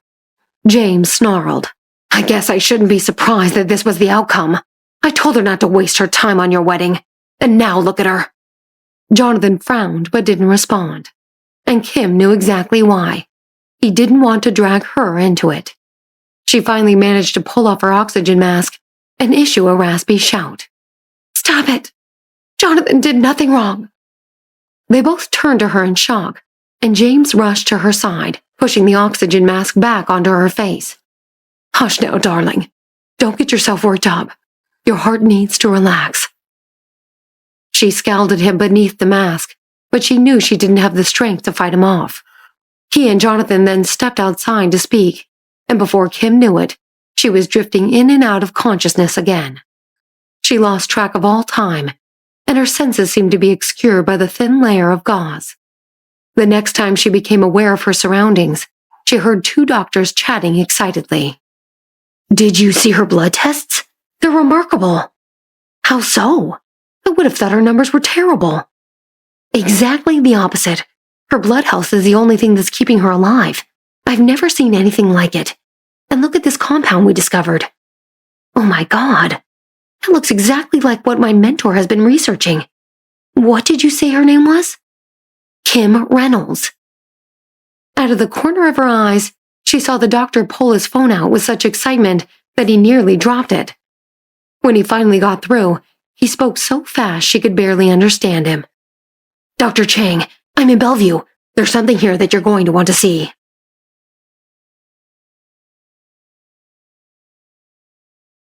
At the sound of Dr. Chang's name, Kim's mind, he had seen her multiple times at Jonathan's behest and was one of the foremost blood specialists in the country. If what these doctors were saying was true, then perhaps Kim's blood could save Jonathan's life. She yearned to yank off her mask and share her revelation, but she found her arms unwilling to move. Moments later, she sunk into a deep sleep. The next morning, Jonathan re-entered his cryostasis, and Nancy dove headfirst into work to distract herself. She read about a recent breakthrough in brain imaging that gave her an idea. Perhaps she could use software and sensors to pull the image of the men's eagle tattoos out of her memory. She asked Amanda to write the application, and when it was finally done, she shut the door to her office, put on the sensor helmet, and closed her eyes. Focusing intently, she tried to recall every detail of the eagle logo she had glimpsed previously. The emblem gradually appeared on the computer screen as she envisioned it, and before long, there was a detailed, vivid image of the tattoo. Nancy slowly opened her eyes and was blown away by the software's accuracy.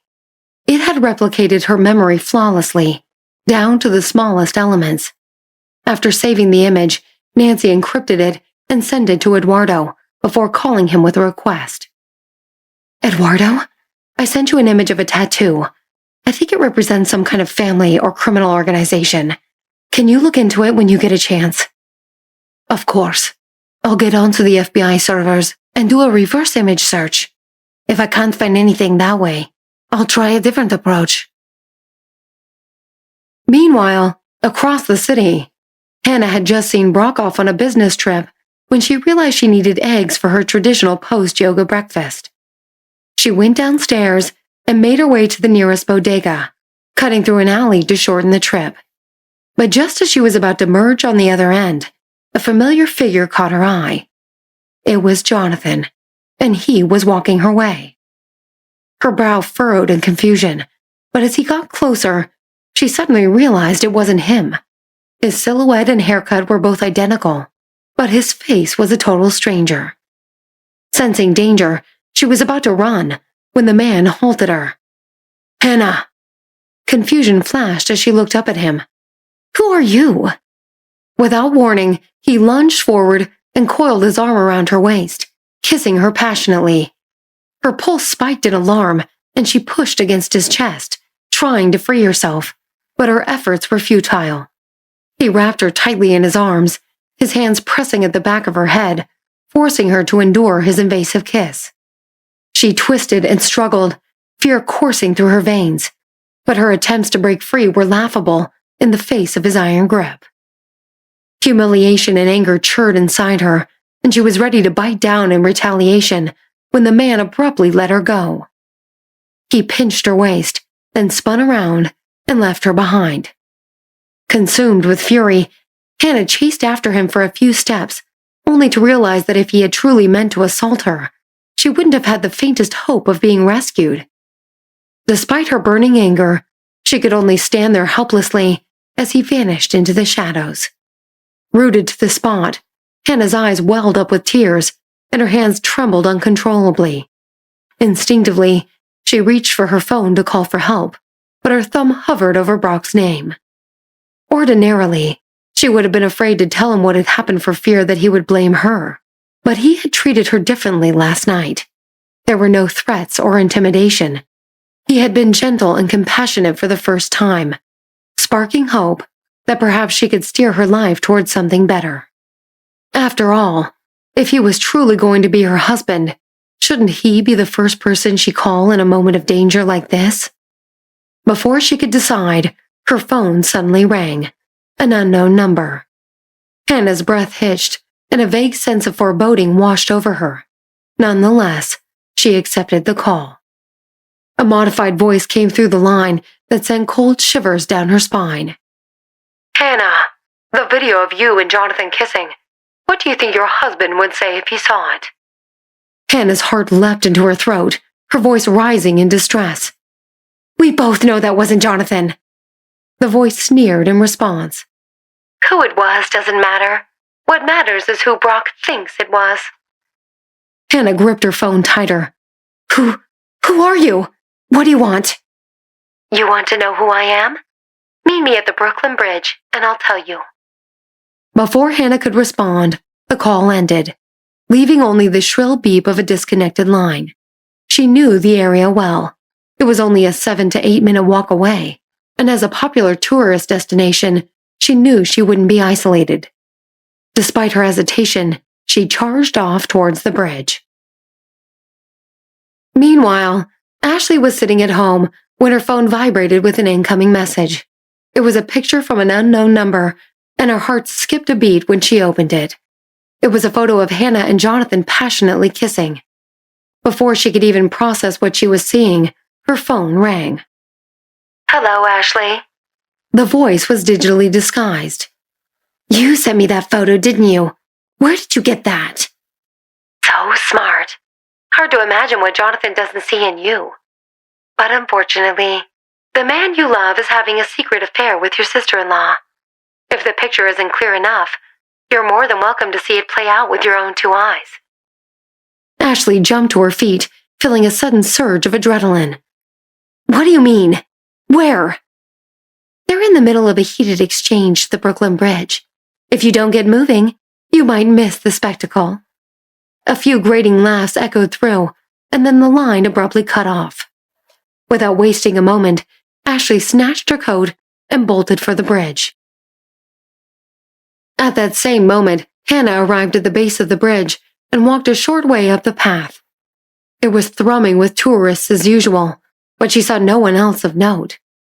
Minutes ticked by without any sign of the Jonathan look-alike, but just as Hannah was about to leave, she spotted him. There he was, striding towards her with bold steps, a wicked smile plastered across his face. Hannah took a deep breath, determined to stand her ground, but just as he reached her, Ashley came running up behind them, screaming her name. "Hannah, you slut!" Before Hannah could protest, the man suddenly leaped over the side of the bridge and disappeared from her sight. When Hannah looked back up, she saw Ashley charging at her. She lunged forward to hit her, but Hannah instinctively dodged, narrowly clinging to the railing before she tumbled into the river herself. Ashley turned on her again, her eyes lit up with rage. "You really have no shame, do you?" "Ashley, you have to believe me. It's not what it looks like." "Not what it looks like? I have pictures, Hannah." "But I was set up. That wasn't Jonathan, and I didn't kiss him willingly. Someone is trying to sabotage Brock and my relationship." Ashley sneered. "Do you really expect me to believe that? I can't believe I defended you the entire time you were out here having an affair with Brock's biggest rival. Just think about what you're saying. We both watched him get married less than 48 hours ago. And I'm sure his precious Maria will be devastated to learn about his betrayal." Ashley lashed out and snatched Hannah's arm, her fingers digging in with enough force to make her wince. Hannah tried to break free, but Ashley's strength proved too much. "Please, Ashley, I haven't done anything wrong." "Ah, tell me, Hannah, was that baby in your belly even Brock's?" Hannah's jaw dropped open and tears rushed to her eyes. After everything she'd been through, she refused to allow her dead child to be used against her. She tried one more time to free her arm and run away, but when Ashley yanked her closer and raised her hand to strike her, Hannah ducked her head and lunged forward with all her might. The force of the hit caught Ashley off guard, and she lost her balance on the slick pavement, hurtling backward onto the cold, hard concrete. As her body tumbled into the fence beneath the protective railing, it suddenly snapped from its mounts and sent Ashley sprawling off the bridge, straight into the water below. Hannah's fear suddenly morphed into horror as she scrambled up the edge of the fence. But it was too late. All she grasped was empty air, and all she heard was the chilling splash of Ashley's body hitting the water below. Hannah gazed down at the choppy water of the East River, scanning for any sign of Ashley. Seeing nothing, she spun around and shouted to the oblivious crowd. "Help! Someone's fallen in the water! We need help!" Bystanders congregated around her, their faces filled with dread, but none dared to brave the treacherous currents and freezing cold temperatures. Just then, a voice in the crowd pierced through the clamor, pointing an accusatory finger at Hannah. "I saw you. You pushed her in." "It was an accident." "We'll see what the police have to say about that." Before long, the flashing lights of a squad car sped up to the base of the bridge, and officers stormed toward Hannah. Below, a police boat arrived on the scene, and divers leapt off the back to search for Ashley. As Ashley watched on in terror, one of the officers seized her arm. "We're going to need you to come with us, ma'am." "But I swear I didn't do anything," Hannah stammered, her heart pounding in her chest. She came at me and I just defended myself." "A likely story. Now you're going to have to come with me willingly, or do I have to place you under arrest?" Hannah's breath came in short, shuddering gasps. I didn't do anything. It was an accident." With that, the officer signaled for his partner, who brusquely shoved Hannah toward the waiting squad car. As she was pushed into the back seat, she glanced over her shoulder, and the grim reality of Ashley's fate began to settle in. Hannah had no idea how everything had happened or who was behind it, but she knew in an instant that her life would never be the same.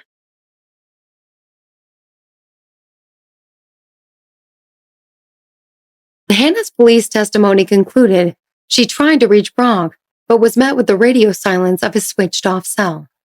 She sat alone in the sparse interrogation room, her back against a stark, unfeeling wall. Isolation gnawed at her, threatening to consume her in its dark and silent maw.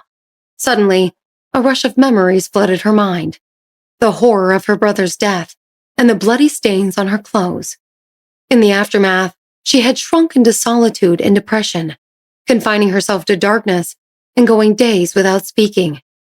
It was then she birthed a fear of both darkness and light, a paradox that encapsulated her loneliness and the grip it held on her. As the memories resurfaced, a chill crept into her bones. Was it the room's low thermostat or something else entirely? Her thoughts wandered to Brock's enveloping warmth, but then shifted quickly to Ashley. Despite what everyone seemed to think, Hannah didn't despise Ashley. Sure, she had a touch of arrogance, but by and large, she was innocent and supportive. Their encounters were infrequent, but Ashley's warmth was palpable. Regardless of what happened, Hannah would never have wished her ill. She just hoped that Brock would see it the same way. On the other side of the country, Brock's plane landed and he switched on his phone, only to immediately receive a call. The unknown number sent his heart pounding into his throat, like he already knew his world was about to implode. Is this Brock Porter? Are you related to Miss Ashley Porter? His breath hitched. Yes, I'm her brother. What happened? I'm with the NYPD. I regret to tell you that your sister has disappeared after allegedly falling off the Brooklyn Bridge into the East River. Witnesses report she was pushed during a dispute with your wife. You need to come to the station as soon as possible. Brock's heart felt like it was caught in a vice. His voice trembled. You mean you haven't found her? We're doing everything we can, sir. Brock squeezed the phone tightly. He thought he might shatter the screen. You said it was the Brooklyn Bridge? On the Manhattan side? That's correct. I'm at the airport in Los Angeles, but I'm coming right now. Please, just find my sister. Hanging up the call, Brock pivoted to Esther and thrust a pile of documents and the company's seal into her hands. There's an emergency back in New York. I need to go. Sensing his distress, Esther narrowed her eyes. Is it your sister? Don't worry about it. Just focus on the pitch meeting. As he paced away to find the next flight to New York, he got on the phone and barked orders at Austin. Ashley's missing. Get everyone looking. Now. Brock was able to get on a flight less than an hour later, but for the entire 6-hour flight across the country, he found himself unable to think about anything else.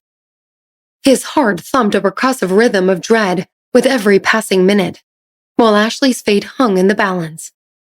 Finally, in the early light of the following morning, he touched back down in New York. As soon as he stepped off the plane, he called Austin, whose voice was raspy after a night of frantic searching. No sign of Ashley yet. I'm sorry, Brock. Any clues? Anything at all? We have footage from the incident, but... Details, now. Austin took a deep breath. Apparently there's footage of Hannah kissing a man, and by all appearances, it's Jonathan. Ashley saw them and headed for the bridge, but when she confronted them, Jonathan disappeared. Then there was a confrontation between Ashley and Hannah. Brock's grip tightened on his phone, his voice a deadly whisper. Keep going. The video quality is poor. It shows a struggle between Hannah and Ashley that ends with Ashley falling in. It's not conclusive whether Hannah pushed her. Brock seethed with rage. Memories of Hannah flooded in his mind. The first time they had met, she mistook him for Jonathan. Then, on their second encounter, she knew who he was, but pretended he was Jonathan anyway. Fear, frustration, and anger surged within Brock like wildfire, threatening to consume him as he stepped out of the airport and headed straight for the river. By the time he arrived, dawn's muted glow illuminated the bustling scene. Office workers scurried by, while Brock's team and local rescuers frantically scoured the river below. Search efforts lined the bridge and stretched downstream, with teams dispatched every 10 yards. But as morning arrived, hope faded, as ephemeral as the receding stars. A pit opened in Brock's stomach, and he turned to Austin, his voice sharp. Have you got the surveillance video? Austin's eyes were heavy with guilt, and he avoided Brock's gaze. We do, but seriously, boss, I'm not sure you should watch it. Just show it to me, Brock demanded, urgency flaring in his eyes. As Austin handed over his phone, Brock's face hardened with every passing second of footage. Despite the poor video quality, the man on the screen was unmistakable. It was Jonathan. His cropped hair and wide shoulders were a perfect match, and every stitch of his designer suit reeked of extravagance. Who else would flaunt like that? The video revealed Jonathan and Hannah locked in a secret kiss, less than a block from Brock's apartment. Ashley must have seen them from the window and then followed them to the bridge. Events spiraled from there, a heated confrontation, then Ashley's chilling fall into the water. Brock stared at the icy, swirling currents beneath them. Ashley was in good shape, but she was no swimmer. She might not have managed more than 100 feet in water that choppy. He sucked in a sharp breath, feeling as though he were drowning along with her. Memories of their shared childhood filled his mind and choked his voice with unshed tears. Get the car. We're going to the police station. While the search continued outside, Hannah had spent a sleepless night in the sterile, lonely confines of a jail cell. Her heart felt as though it was sinking into an abyss, pulling deeper with every moment. She yearned for an escape, a lifeline, but found herself only descending further. This was a familiar dread, a ghost from her past when she required countless therapists and medications, and eventually, Jonathan's support to claw her way out of depression. But some wounds never heal.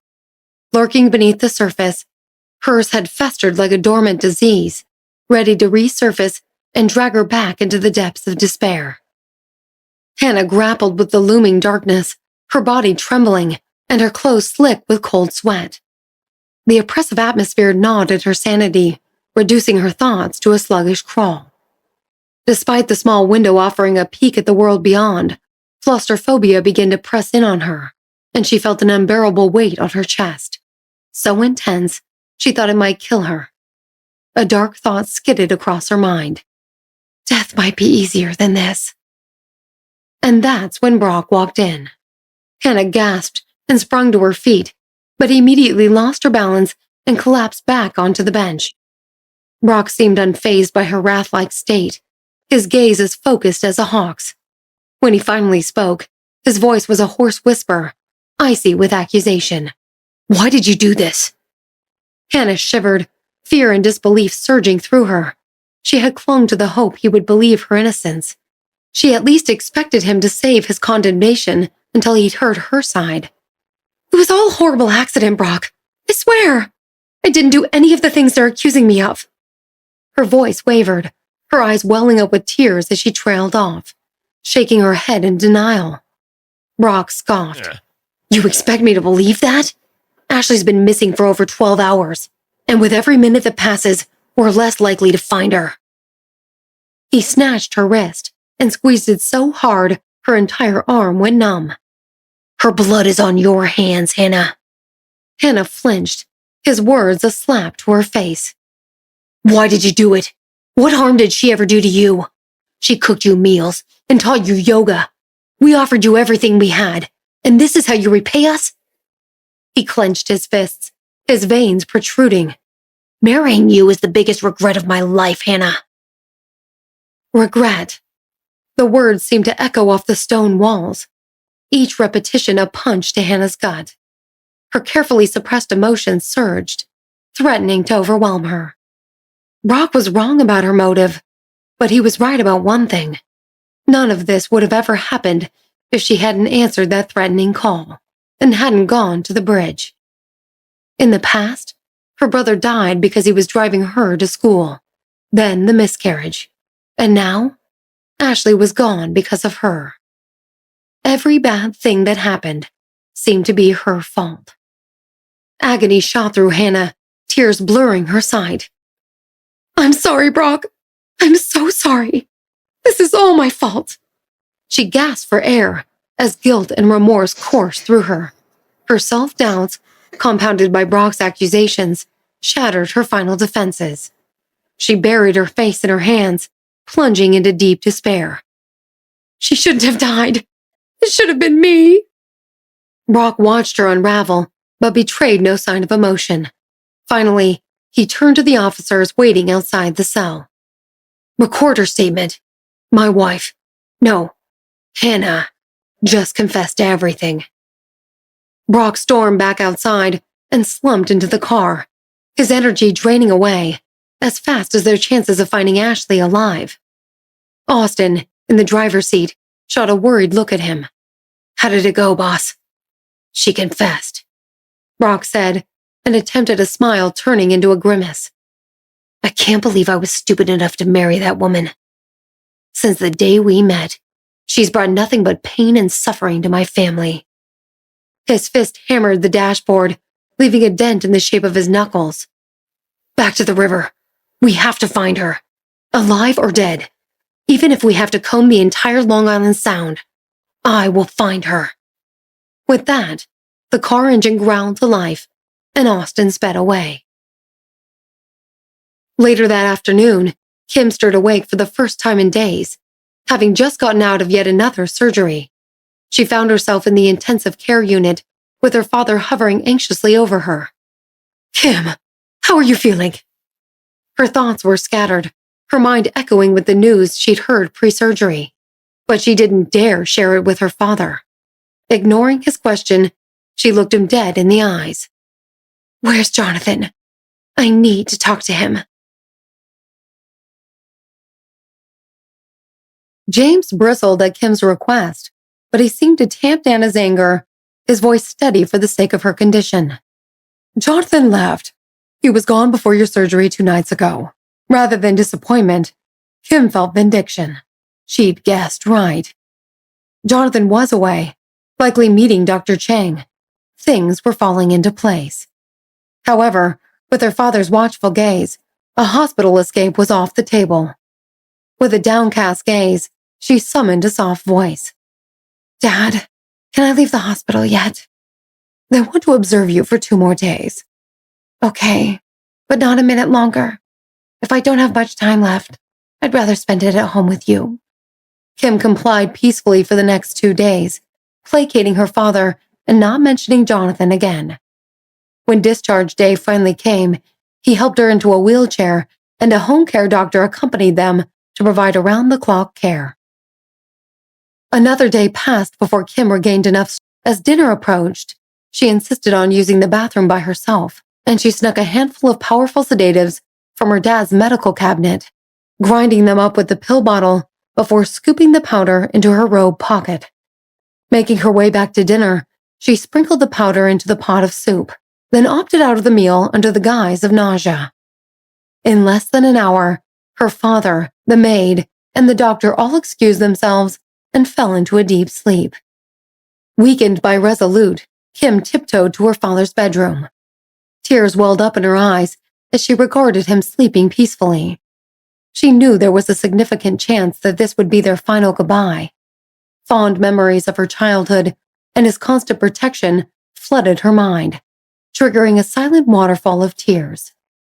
His benevolence toward her was unyielding, and she was struck with guilt for potentially robbing him of his final moments with his beloved daughter. But he had forced her to do it, by single-handedly instigating the Davis family's tragedy. She yearned for a mother and a long, healthy life as much as anyone. But their losses didn't justify her father's acts of revenge. His sins were his own, but there was still a chance that she could put an end to the cycle of retribution. She knelt over her father, her voice trembling. "I'm sorry, Dad. I can't be with you any longer." Her tears dropped onto his blanket, but the gray-haired man remained oblivious. "I hope you find peace." With one last look, she shuffled out of the room. The biting cold stung her lungs as she stepped out of the front door, so she hurried to the street corner to flag down a taxi and set a course to Dr. Chang's clinic. When the cab arrived, Kim hobbled up to the security station and banged on the window, waking the guard that was on the other side. He greeted her with a befuddled look, but before he could speak, she cut in. "My name is Kim Reynolds. Tell Dr. Chang that I might be able to save one of his patients' lives." Pale and feeble, she dug deep to keep herself upright as the guard scurried off with her message. A moment later, he ran back and unlocked the door, welcoming her in. "Miss Reynolds, are you okay? Why are you here so late?" Kim's knees suddenly buckled, and the guard caught her. "Why don't I call you an ambulance? This is a blood disorder clinic." "No, just take me to Dr. Chang." With a hesitant nod, the guard scooped her up and rushed inside. Dr. Chang was dead asleep when the security guard came in to wake him up. Despite the fog of slumber that clung to his brain, he immediately put the pieces together. His student had called him about Kim's blood panels, and he had planned to wait until Jonathan recovered to reveal the news. But Kim had clearly seized the reins. He waved the guard and helped Kim to a hospital bed, applying an oxygen mask to help her with shallow breathing. Kim fixed her gaze on Dr. Chang, and when her breaths finally evened out, she pulled the mask off. "I heard what the doctor said about my blood. I can save Jonathan, can't I?" Dr. Chang offered a nod. "From what I saw, I'd say the likelihood of success is 50-50. In theory, it all checks out. But sometimes in practice, things change." "That's good enough.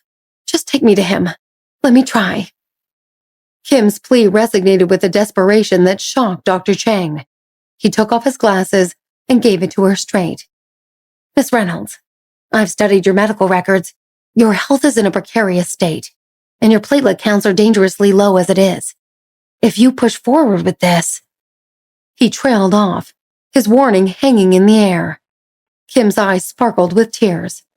"I know my time is limited, but he saved my life more times than I can count. I can't sit idle and let him die." Dr. Chang's tone became firmer. "I don't think you understand.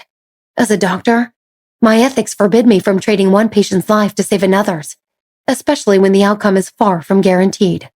Dr. Chang, please." She gripped his arm, her voice laced with determination. "I wouldn't even be here if it weren't for him. I might not even make it to the end of the month. But Jonathan could live another 50 years. And all he needs is the blood in my veins." Her plea choked off as her breath faltered, and Dr. Chang felt his own emotions swell. He knew that she had been staring death in the face since the day she was born, but she had still maintained an indefatigable spirit, repeatedly defying her dire prognosis. It struck him that if anyone would have the right to make a choice like this, if anyone truly understood the stakes, it was her. "All right, Kim. Wait here. I need to contact Jonathan's wife to get her consent."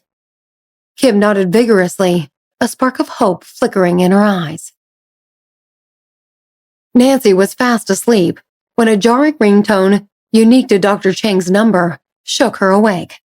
Bolting upright, she answered with an anxious tone in her voice. "Dr. Chang? What is it?" He spoke with an urgent undertone. "I need you at the Institute. Kim Reynolds is here." Dr. Chang had already filled her in on the news about Kim's blood, so Nancy knew exactly what he was implying. Without wasting a moment, she threw on clothes, dashed to her car, and sped through the moon-bathed streets to the clinic. Upon entering the ward, she found Kim sprawled weakly on the bed, holding on to an oxygen mask. As Nancy approached, she peeled it off. "Maria, I'm running out of time. The surgeries, they're draining me." Nancy took Kim's hand and stepped closer. "Kim, you know Jonathan as well as anyone. If he woke up to learn his survival came at the cost of your suffering, or worse, he'd never find peace. Why do you think I'm here now?" Nancy took a deep breath. Kim's desire to save Jonathan seemed nearly as strong as her own. "Please, let's just give it some time. He still has 2 months. If Dr. Chang hasn't found a cure by then you and Jonathan can discuss it." Kim's grip on Nancy's hand intensified. "No, you don't understand, Maria. I barely escaped my father this time, and I'm getting weaker by the day. I won't manage it again." Nancy registered Kim's desperate plea, her emotions swirling. "I've made my peace with him, Maria. I know how much you love him. You would do the same thing." Nancy's heart pounded a staccato rhythm in her chest. Jonathan's survival was more important to her than anything. but she couldn't comprehend the choice to trade one life for another, no less without his knowledge. Would he understand? Would he forgive her? Suddenly, Kim's hands slackened, and Nancy looked down just in time to see her lose consciousness. Dr. Chang's demeanor shifted at once, and they hurried Kim's unresponsive form into the operating room where Jonathan was entombed. The numbers on her monitor continued to plummet, and a grave expression etched itself onto Dr. Chang's face. "We may not have much time here, Maria. Kim's already signed all the paperwork, so you need to make the call. Now." Nancy's breath hitched, but there was no time for hesitation. She looked at Kim, who had suffered through so much to get there, and realized that not honoring her wishes was the cruelest thing she could do. She turned to Dr. Chang. "Do it. You have my consent." Kim's vital signs remained erratic as Dr. Chang prepped her for the transfusions. Within minutes, her extracted and treated blood flowed through a network of tubes into Jonathan's veins, while his was methodically drained into specialized containers. With every drop of blood transferred, Kim's face grew paler. They wouldn't be able to give her transfusions until they had gotten enough of her undiluted blood into Jonathan, but there was no way to know if her heart was strong enough to handle the low blood volume. Dr. Chang and his team remained on high alert as the process dragged on, beads of sweat dotting their foreheads as their focus shifted between the two patients, carefully tracking the medication levels in Jonathan's system. Suddenly, Nancy heard a loud beep from Kim's monitors. "Dr. Chang, her blood pressure is dropping. We still need the last 100 milliliters. Stand by for emergency resuscitation." "Affirmative." Unable to watch any longer, Nancy stepped out of the room and paced restlessly in the hall. Time slowed to a crawl, each second an agonizing wait, as she prayed fervently for their safety. At long last, the operating room door swung open, revealing Dr. Chang's assistant. "Jonathan is stable, but Miss Reynolds, she's rejecting the transfusions." "Why? What's wrong?" The assistant shook his head, and his words tumbling out anxiously. "We don't know. The doctor suspects her chronic medication use has damaged her kidneys. Standard type A blood is clotting." "I'm type A. Use my blood." "We have no way to know if that will help. So just because we don't know, we're not going to try? We're just going to stand here and watch her die?" Confronted with Nancy's logic, the assistant nodded. "All right, roll up your sleeve." Nancy followed him into the room, her eyes briefly scanning Jonathan in his cryopod. She sat down next to Kim's bed and took her pale white hand.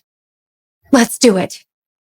Without wasting a moment, Dr. Chang placed an IV in Nancy's arm and connected her line to Kim's transfusion bag.